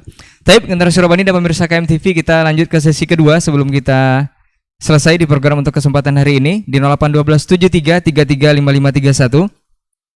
Kita bacakan untuk pertanyaan pertama, Ustaz. Bismillah, assalamualaikum warahmatullahi wabarakatuh, Ustaz. Ustaz, dari pemaparan tadi ada beberapa hal yang saya tangkap mengenai tema ataupun materi kita, mungkin agak sedikit melenceng.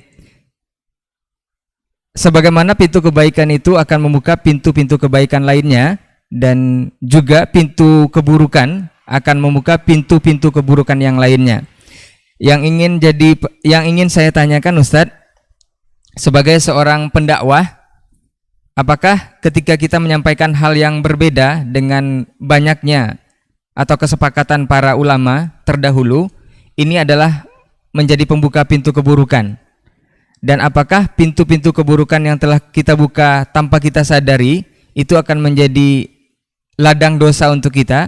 Dan jika kita sudah terlanjur untuk melakukannya, bagaimana cara untuk mengembalikannya Ustaz agar tidak terlibat dengan dosa jariyah? Nah Ustaz, jazakallahu khairan.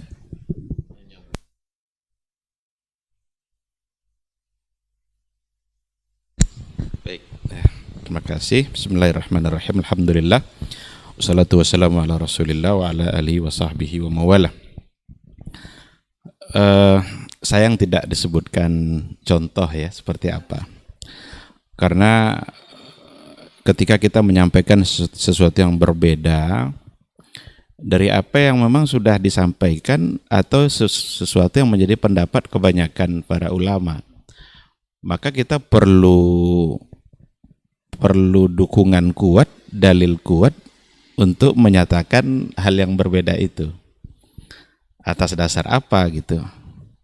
Ketika para ulama, katakanlah mungkin para ulama mazhab sudah menyampaikan sesuatu yang memang berdasarkan kepada dalil-dalil yang ada dan mayoritas mengatakan seperti itu, lalu ada keinginan seorang dai mubalik untuk menyampaikan hal yang berbeda. Nah, maka yang perlu itu adalah sejauh mana kekuatan dan dasar dia untuk menyampaikan hal yang berbeda itu. Karena ada dua kemungkinan memang. Seandainya dia memang memberikan sesuatu yang berbeda dari apa yang diyakini oleh kebanyakan orang, ya, dan ternyata dia punya dalil-dalil yang memang lebih kuat juga berdasarkan pada Quran dan Sunnah, ya silakan saja. Tapi kalau seandainya tidak, maka lagi-lagi ini sebuah perbedaan ya, walaupun perbedaan itu ditolerir dalam beragama, tetapi ada saatnya kita kita meninggalkan apa yang menjadi pendapat kita atau apa yang menjadi pendapat yang kita yakini itu harus kita tinggalkan kalau seandainya memang ternyata berada pada pihak yang tidak benar. Dulu betapa yakinnya Umar bin Al-Khattab itu dengan tidak wafatnya Rasul Sallallahu Alaihi Wasallam. Jadi wafatnya Rasul itu aja itu berbeda itu. Semua mengatakan Rasul wafat, Umar coba. Rasul tidak wafat katanya. Dikeluarkannya pedangnya. Siapa yang bilang Rasul wafat, saya penggal lehernya. Yakin tidak dia dengan pendapatnya itu? Sangat yakin kan? Yakin sekali. Bahkan berani mau memenggal leher kalau kalau seandainya tetap meyakini Rasul wafat. Disampaikanlah sebuah ayat oleh Abu Bakar As-Siddiq. Wa ma Muhammadun illa rasulun qad khalat min qablihi rusul afa imma ta'u qutila in qalabtum ala aqabikum. Umar pingsan lalu sadar dan dia mengatakan seolah-olah saya tidak pernah membaca ayat ini. Ini pelajaran luar biasa bagi kita hari ini. Ada satu ada satu pendapat yang benar-benar kita yakini itu benar. Tapi ternyata mungkin karena kita belum tahu yang sebelahnya. Yang ternyata ketika Abu Bakar mendatangkan sebuah ayat, masihkah Umar bertahan dengan pandangannya? Tidak. Umar meninggalkan pendapat, oh iya Rasul sudah wafat. Nah, semangat meninggalkan yang salah seperti ini karena di hadapan dalil itu yang paling penting.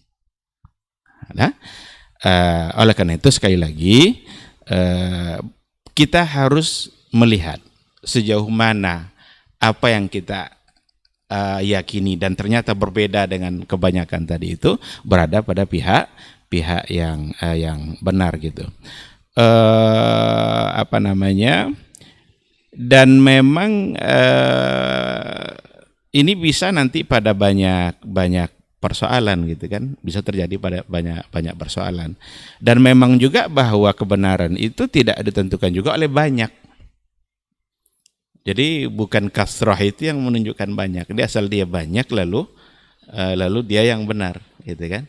Yang sedikit lalu dia salah gitu. Karena al-ibrahnya bukan bil kasrahnya, tetapi anta ala haq wa in kunta wahdak.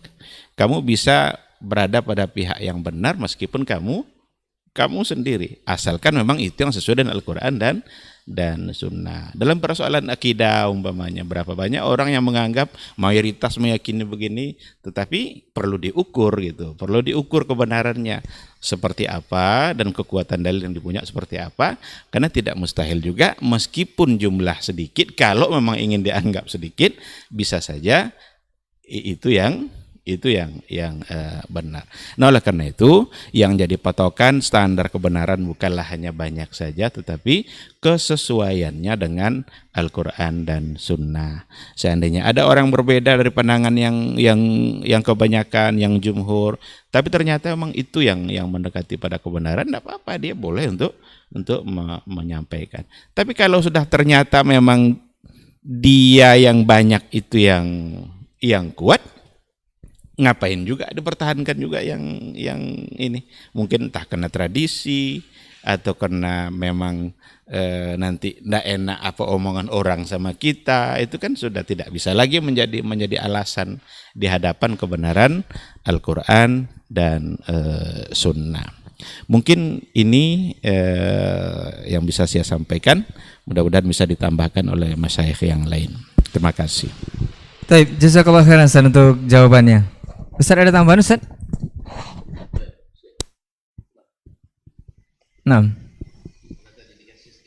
Nambah.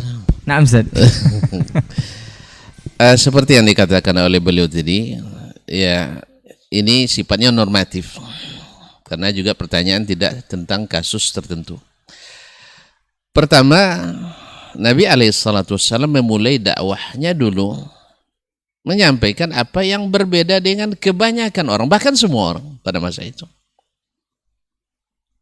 Maka masalah menyampaikan yang berbeda dengan yang diyakini atau diamalkan oleh sebagian besar, bila memang berdasarkan ilmu, maka yang mesti disampaikan, karena ta'khirul bayan an waqtil hajati la yajuz, yaitu melambatkan keterangan dari waktu dibutuhkan, tidak boleh. Apalagi ada ancaman ayyuma rajulin atahu Allahu ilman fakatamahu aljamahu Allah yaumil qiyamati bilijamin min nar. Dia surat Imam At-Tirmizi dengan sanad sahih dari Abu Hurairah. Siapa yang Allah berikan kepadanya ilmu lalu dia sembunyikan, maka Allah akan kekang dengan api neraka di akhirat. Oleh sebab itu masalah menyampaikan ilmu itu sesuatu yang diwajibkan bagi seorang alim. Cuman seorang alim kan juga kalau menyampaikan melihat situasi dan kondisi, apakah ini masuk sesuatu yang tidak boleh ditakhirkan, tidak boleh dilambatkan. Misalnya orang mungkin kebanyakan di tempat kita tinggal melakukan suatu ritual syirik misalnya, maka apakah ini boleh dilambatkan? Tidak. Sebab dikhawatirkan mungkin dari kegiatan itu mereka melakukan sesuatu yang syirik yang membatalkan seluruh amalnya. Dan kita tanggung jawab besar di sini. Kemudian ketika menyampaikan itu, ada lagi hal lain. Apakah mudaratnya lebih besar daripada manfaatnya? Orang tuh jelas tak akan terima, kita lewat pula dihabisi sama orang. Ini kan ada juga sesuatu yang harus dipertimbangkan. Darful mafasid muqaddam ala jalbil masalih. Artinya kalau sempat, artinya tidak akan, mereka tak mungkin menerima misalnya. Dan kita kemungkinan tidak selamat. Maka saat itu dipertimbangkan manfaat mudarat. Karena selalu dalam dakwah itu juga diperhatikan hal-hal tersebut. Adapun hal-hal yang sifatnya minal kamaliyat, sesuatu yang sifatnya sunat dan sebagainya, apakah boleh disampaikan atau tidak? Wallahu ta'ala alam. Kalau menyampaikan itu mesti, karena ilmu hukum asalnya wajib disampaikan. Adapun kita belum mengamalkan, itu bab lain. Misalnya seperti yang disebutkan oleh Imam Ibnu Abi Ya'la atau Imam Ibnu Muflih Al-Hambali menyebutkan dari Imam Ahmad bahwa beliau ketika di Baghdad tidak melaksanakan salat sunat sebelum maghrib. tidak melaksanakan sholat sunat sebelum maghrib dengan alasan li'anna an-nas la ya'rifun, karena masyarakat belum mengenalnya. Nah, Imam Ahmad tidak mungkin melaksanakan sendiri. Pasalnya apa? Mungkin akan dilihat ganjil oleh orang. Tapi apakah ketika dia masuk masjid tak salat tahiyatul masjid? Ya salat tahiyatul masjid. Tapi dia tidak mengisytiharkan salat sunat sebelum maghrib. Tapi kan niat juga tidak disampaikan kan? Jadi sengaja dia katakan karena orang Baghdad belum mengenal sunnah ini. Tapi apakah beliau tidak menyampaikan? Tidak, beliau menyampaikan. Buktinya hadisnya ada dalam musnad. Musnad ini kan dibacakan kepada halayak ramai. Di antara yang hadir, majelis beliau kan hadir 35.000 orang sekali hadir. Bayangkan, yang membawa catatan hanya sepertiganya, 2/3 melihat adab Imam Ahmad. Berarti disampaikan tidak? Disampaikan. Disampaikan hadis, disampaikan. Tidak disembunyikan. Cuman di saat di masjid itu orang azan langsung qomat, gimana kita nak salat? Jelas ya? Sekarang kita salat di salat maghrib di masjid yang azannya langsung qomat. Tidak mungkin kita bilang tunggu dulu saya nak salat, tidak mungkin. Ini maknanya mengamalkan, boleh diundur dulu, masalahnya sunat. Tapi apakah tidak disampaikan? Tidak. Sebab apa? Sebab kalau tidak disampaikan, kita dikhawatirkan menyembunyikan ilmu. Nah, kapan disampaikan? Di saat dibutuhkan atau di saat dimudahkan. Tentu saja dengan bahasa yang dipilih. Saya pernah menyampaikan ini dalam bahasa proposal, Ustaz. Mohon maaf, ya karena waktu itu saya datang dari Pekanbaru. Awak pas sampai orang azan maghrib. Pas azan, tentu kita nak dapat fadilat menjauh azan. Lepas azan baru kita nak bersuci dulu. 2 jam dari Pekanbaru kan harus masuk toilet dulu. Pas masuk toilet orang qomat. Akhirnya tinggal rakaat terakhir. Sudahlah qomatnya cepat, ayatnya pun singkat. Akhirnya tinggal 1 rakaat dapat. Akhirnya saya rubah judul. Mohon maaf Bapak dan Ibu, pada malam hari ini sebenarnya judulnya siapkan tentang masalah ini. Cuman karena saya hari ini terus terang saya dizalimi sebenarnya. Dalam bahasa bahasa gurauan saya dizalimi. Tadi saya datang pas azan. Saya kira saya tidak terlambat. Tapi karena perjalanan jauh, ya jalan tidak bagus, akhirnya perut ini diguncang-guncang, harus ke toilet dulu. Ternyata tuan-tuan langsung qomat. Oleh sebab itu mohon izin, gitu ya, mohon izin saya nak nyampaikan proposal. Kalau proposalnya diterima, saya akan bersyukur, berterima kasih. Tapi kalau tidak, maklum yang namanya proposal tidak langsung diterima, tapi akan saya ajukan lagi. Barangkali ada syarat-syarat yang belum terpenuhi saat ini. Alhamdulillah saya bahas tentang fadilat. Pertama hadisnya, ada 5 hadis lebih kurang tentang masalah ini. Di antaranya ada Sahih Bukhari, ada Sunan Abi Dawud dan sebagainya, dan Musnad Imam Ahmad. Sampaikan dengan fadilat-fadilatnya. Ya. Lalu selesai ceramah, alhamdulillah. Bulan depan masih diundang, berarti tidak ada masalah kan? Saya tengok belum berubah. Tapi hari kali ini saya tidak terlambat. Alhamdulillah tidak terlambat. Jadi proposal tak masukkan lagi. Saya tunggu bulan ketiga, ketika diundang lagi, ternyata juga belum. Akhirnya saya minta izin lagi, proposal kedua saya ajukan. Saya tambah syaratnya.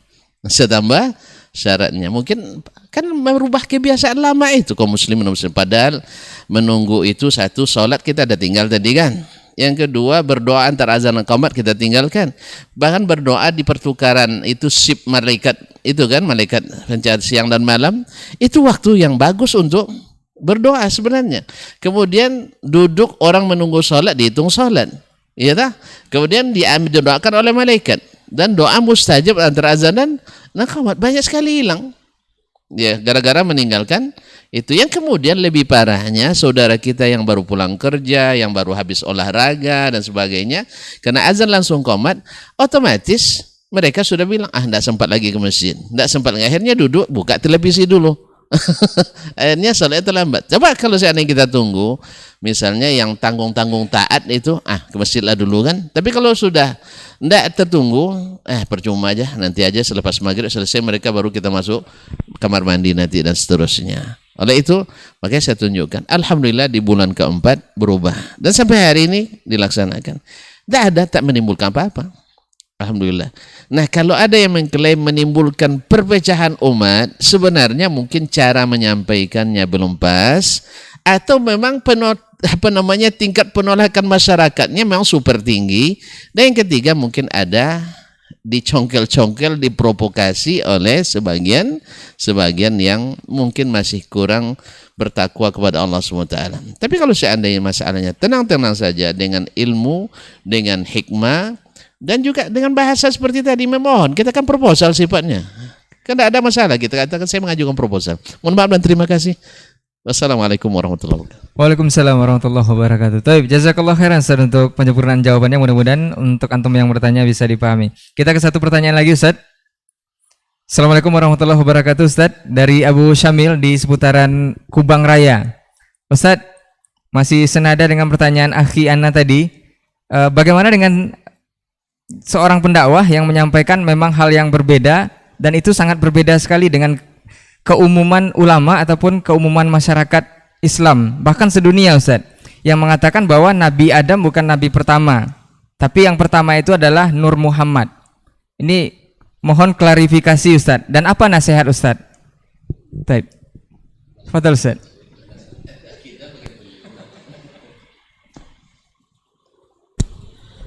Bismillahirrahmanirrahim. Assalamualaikum warahmatullahi wabarakatuh. Alhamdulillah wassalatu wassalamu ala Rasulillah wa ala alihi wa sahbihi wa mawalah, amma ba'd.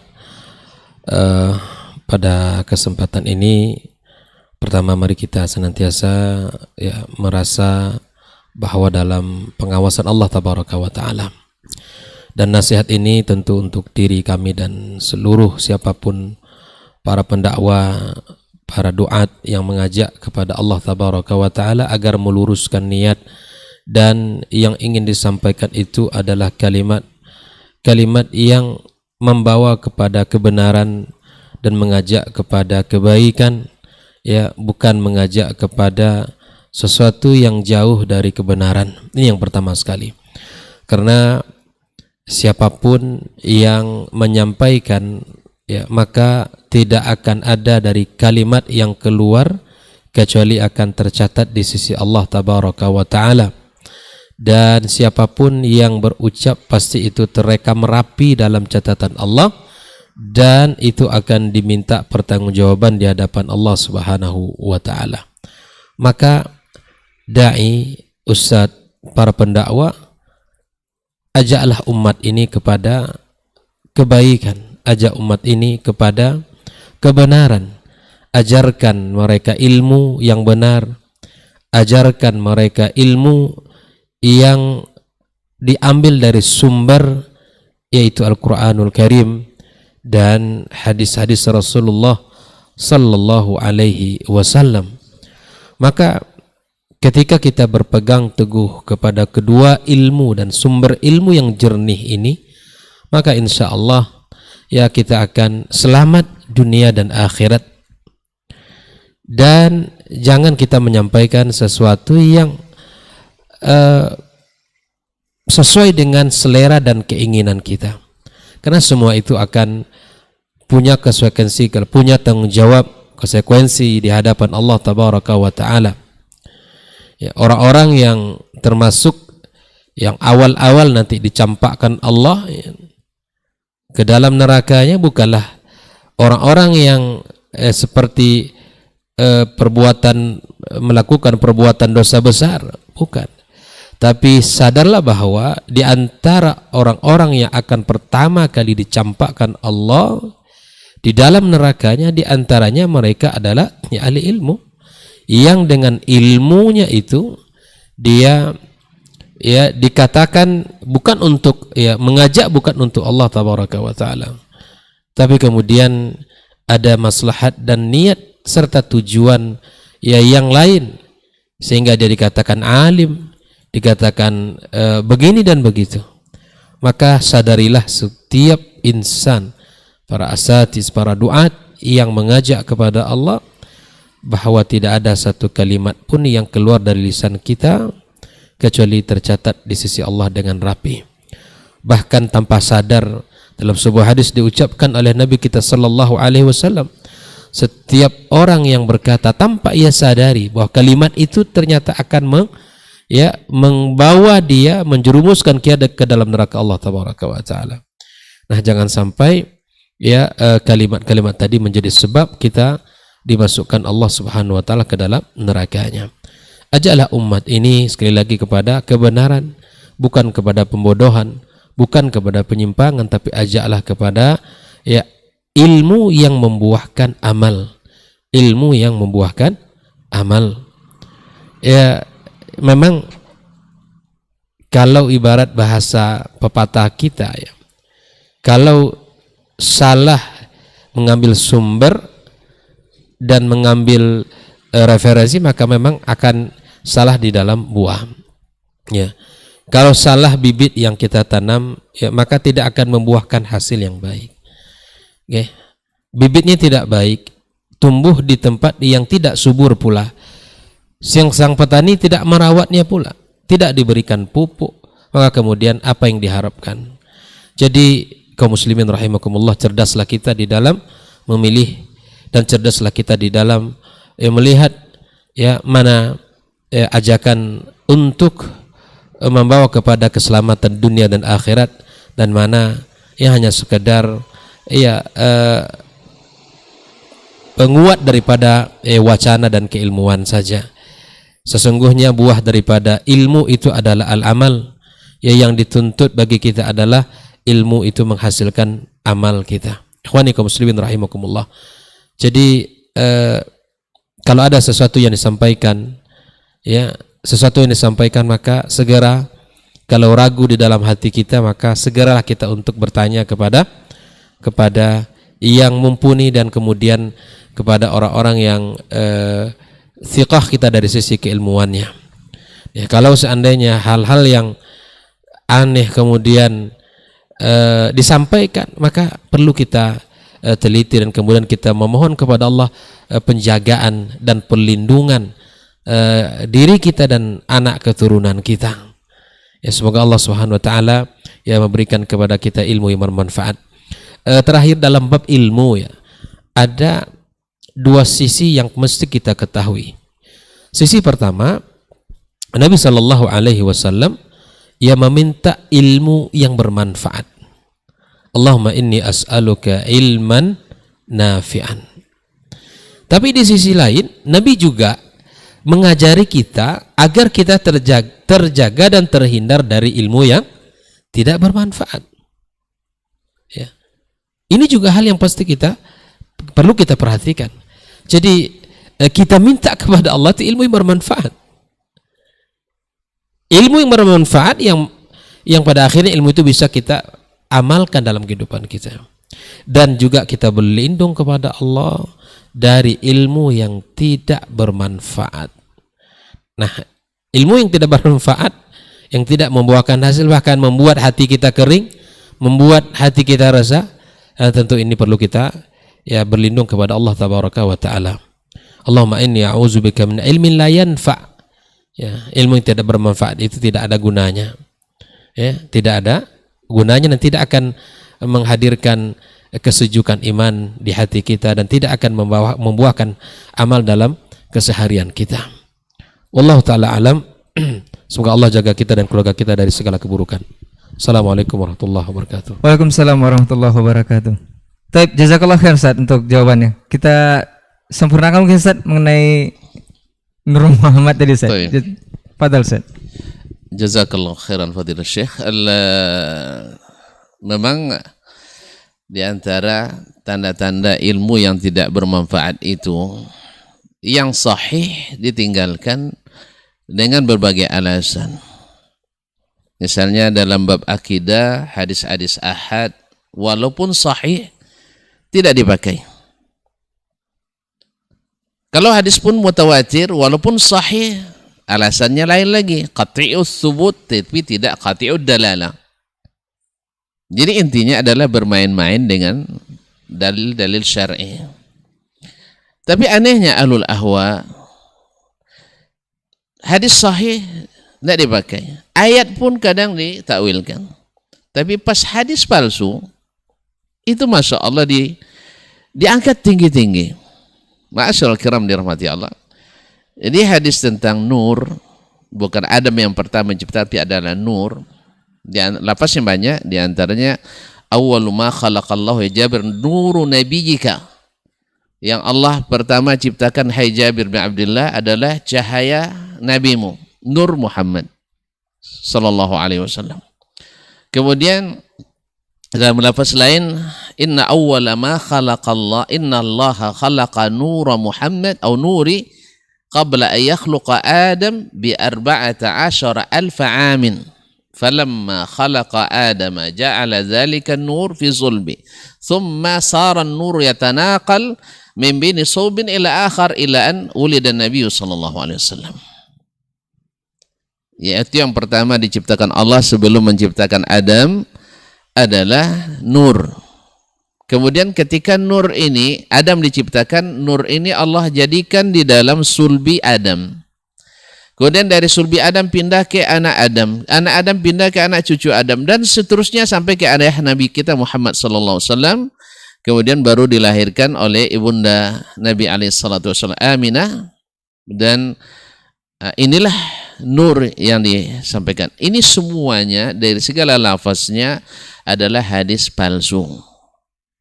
Seperti yang diakui oleh Imam Al-Ijluni dan sebelumnya Imam Az-Zilai, kemudian Imam Asyuti sendiri dalam Al-Hawil Fatawi menyebutkan laisa lahu isnadun yu'tamadu alaihi. Imam Asyuti kan biasa lembut-lembut orangnya, ya. Jadi tidak ada isnad yang mu'tamad. Seolah-olah ada isnadnya yang hampir mu'tamad, tidak. Dia bukan sampai kepada yang tak ada sanad sama sekali. Kalaupun ada sanad, sanadnya murakkab. Dan walaupun murakkab disusun tapi akazabin, orang-orang dusta. Oleh itu ikhwani akhwati fillah, inilah min ajaibi ahli ahwa. Ahli ahwa itu suka mencari yang aneh-aneh tapi meninggalkan yang masyhur-masyhur, yang sahih-sahih dengan berbagai alasan dan berbagai alasan. Ini jelas-jelas palsu. Masya Allah, ini yang paling masyhur. Yang kedua, ada pula yang berdalil nanti dengan bukan ada yang akan mengatakan nanti bukan Adam manusia pertama, yaitu ini banyak lahir dari kalangan orientalis, orang liberal. Ya, siapa yang dengar kajian ini karena bil munasabah ada Adam lain sebelum Nabi Adam alaihissalam. Ya, alasannya wa idz qala rabbuka lil malaikati inni ja'ilun fil ardi khalifah qalu ataj'alu fiha man yufsidu fiha wa yasfiku ad-dima. Nah, wa nahnu nusabbihu bihamdika wa nuqaddisu lak. Qala inni a'lamu ma la ta'lamun. Shadaqallahul azim. Allah SWT berfirman ketika Allah berkata kepada para malaikat, saya akan menciptakan khalifah di permukaan bumi, di kalangan manusia. Malaikat menjawab, apakah engkau menciptakan khalifah dari orang yang berbuat binasa dan menumpahkan darah? Lalu kata mereka tuh berarti sudah ada contoh sebelumnya. Kalau enggak, di mana malaikat tahu, katanya. Subhanallah. Tuan-tuan aja belum ada penelitian sudah tahu kadang-kadang. Apalagi malaikat yang ilmunya diberitahu oleh Allah Subhanahu wa taala. Karena disinilah kekurangan tulang jeli bahasa malaikat itu jelas man yufsidu bukan man afsada, man yasfiku bukan man safaka. Tuan-tuan kan katanya pandai nahwu sharaf. Nahwu sharaf itu yang namanya fi'il mudhari itu lil hali wal mustaqbal, untuk sekarang dan yang akan datang, bukan yang telah lalu. Maka ayat ini tak mungkin dikatakan sebagai dalil bahwa mereka Allah SWT telah menciptakan manusia sebelum Adam alaihissalam, karena bahasanya man yufsid, yang akan berbuat binasa. Dari mana mereka tahu bahwa akan berbuat binasa? Antum buatlah penelitian, tapi tolong ketemu dengan sumber yang asli, bukan rekayasa, bukan rasa-rasa, bukan kira-kira, dan bukan cocok logi. Karena ini saya malaikat. Cobalah bertemu dengan malaikat, wawancara, buat angket nanti, dengan malaikat, katakan ini malaikat ini mengatakan kami tahu dari Allah, ini malaikat ini mengatakan enggak, kami dah turun ke bumi sebelumnya, sudah ada Adam. Kalau itu nanti kita akui, kalau tidak itu hanya gurauan aja, atau ngigau bahasanya Ustaz. Igaunya orang-orang yang tidak berilmu. Oleh itu maka apa yang disampaikan tadi oleh ini jelas mukhalif li ijma'i ulama'il muslimin. Ya, ini lahir dari orang-orang yang bukan mumpuni dalam ilmu, walaupun oleh pengikutnya diangkat setinggi-tingginya sebagai masyayikh yang muttaba'in. Dan hadisnya dihukum palsu oleh para ulama hadis, wallahu taala alam. Jazakallah khairan Ustaz untuk penyempurnaan jawabannya. Mudah-mudahan ini menjadi pelajaran untuk antum semuanya. Ustaz, ada tambahan Ustaz? Naam, fadhal Ustaz. Baik, bismillahirrahmanirrahim. Terima kasih. Saya kira sudah cukup luas disampaikan oleh dua guru kita. Saya hanya ingin menambahkan sedikit saja. Pertama, ingin mengajak kita semua, khususnya para dai, para mubalik, agar mencoba untuk memahami apa yang dia temukan dalam sebuah riwayat. Apa sebenarnya mafhumnya gitu, apa maknanya. Ketika ada sebuah hadis yang dinyatakan, kalau dinyatakan maudhu falsu la aslalahu, itu oke, tinggalkan saja. Tapi ketika dinyatakan sebagai sebuah hadis yang memang ada yang mensahihkan atau menyatakan sahih, maka kita perlu untuk melihat, membaca apa yang dipahami oleh para ulama dari hadis itu. Maka dari yang ditanyakan tadi itu seputar Nabi Muhammad sudah menjadi nabi sebelum Nabi Adam, itu ada banyak riwayat, tetapi kebanyakan para ulama menghukumkannya dengan la aslalahu, tidak ada asal gitu Ustaz ya. Cuma ada memang satu riwayat yang dihukumkan sebagai riwayat yang sahih, dapat dipertanggungjawabkan, yang mana Nabi ditanya, ya Rasulullah, mata kutibat lakan nubuwah, gitu Ustaz ya. Mata kutibat lakan nubuwah. Lalu dijawab oleh Nabi, dia itu kutibat lian nubuwah wa Adam baina jasadin wa ruhin, apa gitu ya. Adam itu masih saja dalam antara jasad dan ruhnya, belum ditiupkan ruhnya. Nah, ketika ada riwayat seperti ini yang diakui atau dianggap dihukumkan sebagai hadis yang sahih, perlu kita lihat bagaimana pemahamannya oleh para ulama.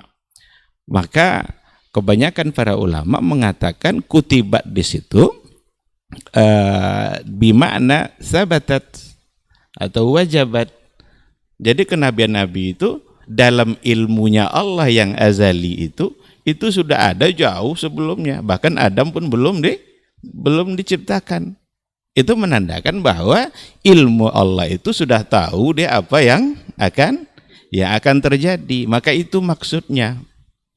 Sama seperti ketika ada bayi yang mau dilahirkan, ditiupkanlah ruhnya, lalu dicatat oleh malaikat, diberikan ketentuan-ketentuan bagi dia. Rezekinya berapa, umurnya sampai kapan, padahal dia belum dilahirkan, baru dalam rahim ibu. Maka kutibat lakan nubuwah itu bukan berarti dia sudah diangkat menjadi nabi padahal Adam belum lahir. Makna inilah yang perlu kita ambil dari pemahaman yang benar. Bagaimana para ulama memahaminya secara benar, itu yang kita pakai. Dan jangan pula kita mengartikannya sesuai dengan yang kita inginkan atau sesuai dengan apa yang selama ini sudah menjadi pengetahuan kita. Maka itu akan menjadi sebuah kesalahan. Maka para ulama Ahlus Sunnah itu memaknainya sabatat wa wajabat. Tidak ada satupun mereka yang memaknai bahwa dia itu sudah diangkat menjadi nabi padahal Adam saja belum ditiupkan ruhnya. Dan itu tidak mungkin gitu. Sangat tidak mungkin sekali. Karena iya, karena pengangkatan Nabi di umur 40 dia diangkat sebagai menjadi Rasul. Apa artinya? Kalau dia sebelumnya sudah diangkat menjadi Nabi. Maka memahami hadis seperti ini, inilah yang perlu kita kembalikan kepada pemahaman para ulama salaf. Jangan ambil sembarang pemahaman gitu. Jangan ambil sesuatu yang tidak punya landasan. Sama dengan hadis man ra'ani fil manam faqad ra'ani, ada lagi fasayarani fil yaqazah. Tetapi kan ada syakum minarawi ya, au faka'annama yarani yaqadha. Nah, ketika ada syakum minarawi itu saja perlu kita cari hadis penguat. Maka hadis-hadis yang lain justru semua mengarahkan faqat ra'ani itu bukan dan tanpa ada kata yaqadha. Sekarang dipahami oleh para ulama, seandainya pun ada kata yaqadha itu dipahami lagi baik-baik. Bagaimana maksudnya itu dipahami oleh para ulama seperti apa? Sinilah kita perlunya ulama di dalam memahami sebuah riwayat. Maka ada yang mengatakan memaknainya bahwa barang siapa yang pernah melihat Nabi, maka nanti di akhirat dia akan melihat dan ketemu langsung dengan Rasul itu yaqadha. Dan kata Syekh Al-Utsaimin di antara maknanya juga, dan itu yang beliau kuatkan ketika dikatakan yarani yaqadha itu orang yang hidup pada masa Nabi itu hidup. Jadi ada orang yang bermimpi ketemu Nabi, nanti satu saat sebelum Rasul wafat dia pasti akan ketemu dengan Nabi sallallahu alaihi wasallam. Ada yang memaknainya seperti itu. Tapi kalau diambil yang syaku menerawinya tadi faka'annama yarani fil yaqadha, ya tidak ada lagi gunanya penafsiran yang tadi. Nah, satu-satunya yang menafsirkan bahwa bisa ketemu Nabi secara langsung saat terbangun hanya orang sufi. Hanya orang sufi. Dan kata Imam Al-Qurtubi, wadzalika mungkar. Itu pemahaman yang mungkar.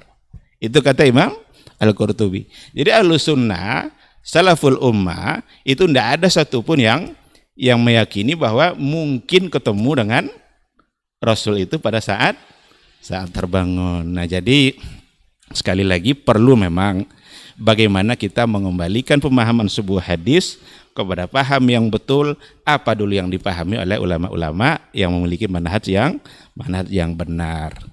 Tinggalkan manhaj yang salah. Saya kira itu. Terima kasih. Baik, jazakallah khairan Ustaz untuk jawabannya. Mudah-mudahan Abu Syamil di seputaran Kubang Raya bisa memahami jawaban ini, dan untuk semua kaum muslimin juga menjadi tambahan ilmu dan pencerahan untuk antum semuanya. Dan mudah-mudahan apa yang kita lakukan untuk hari ini di Diktat Dialog Keilmuan Islam bersama Ustaz ini kita harapkan menjadi pembuka pintu kebaikan untuk antum semua dan kita semua di sini. Kita cukupkan untuk hari ini Ustaz. Jazakallahu khairan untuk perhatian antum semua dan waktu kita untuk kesempatan hari ini. Afwan untuk semua salah kata dan khilaf bicara. Insyaallah kita ketemu pekan depan dengan tema selanjutnya atau tema yang berbeda. Kita tutup dengan doa kafaratul majelis. Subhanakallahumma wa bihamdika asyhadu an la ilaha illa anta astaghfiruka wa atubu ilaik. Assalamualaikum warahmatullahi wabarakatuh. Ketahuilah bahwa ketika kita mengikuti sebuah majelis ilmu, itu sesungguhnya Allah sedang memberikan kepada kita sekian banyak fadilah dan keutamaannya. Karena sungguh sangat mulia orang-orang yang berada di majelis ilmu. Orang-orang yang berada di majelis ilmu adalah orang-orang yang akan dimudahkan baginya jalan menuju surga Allah.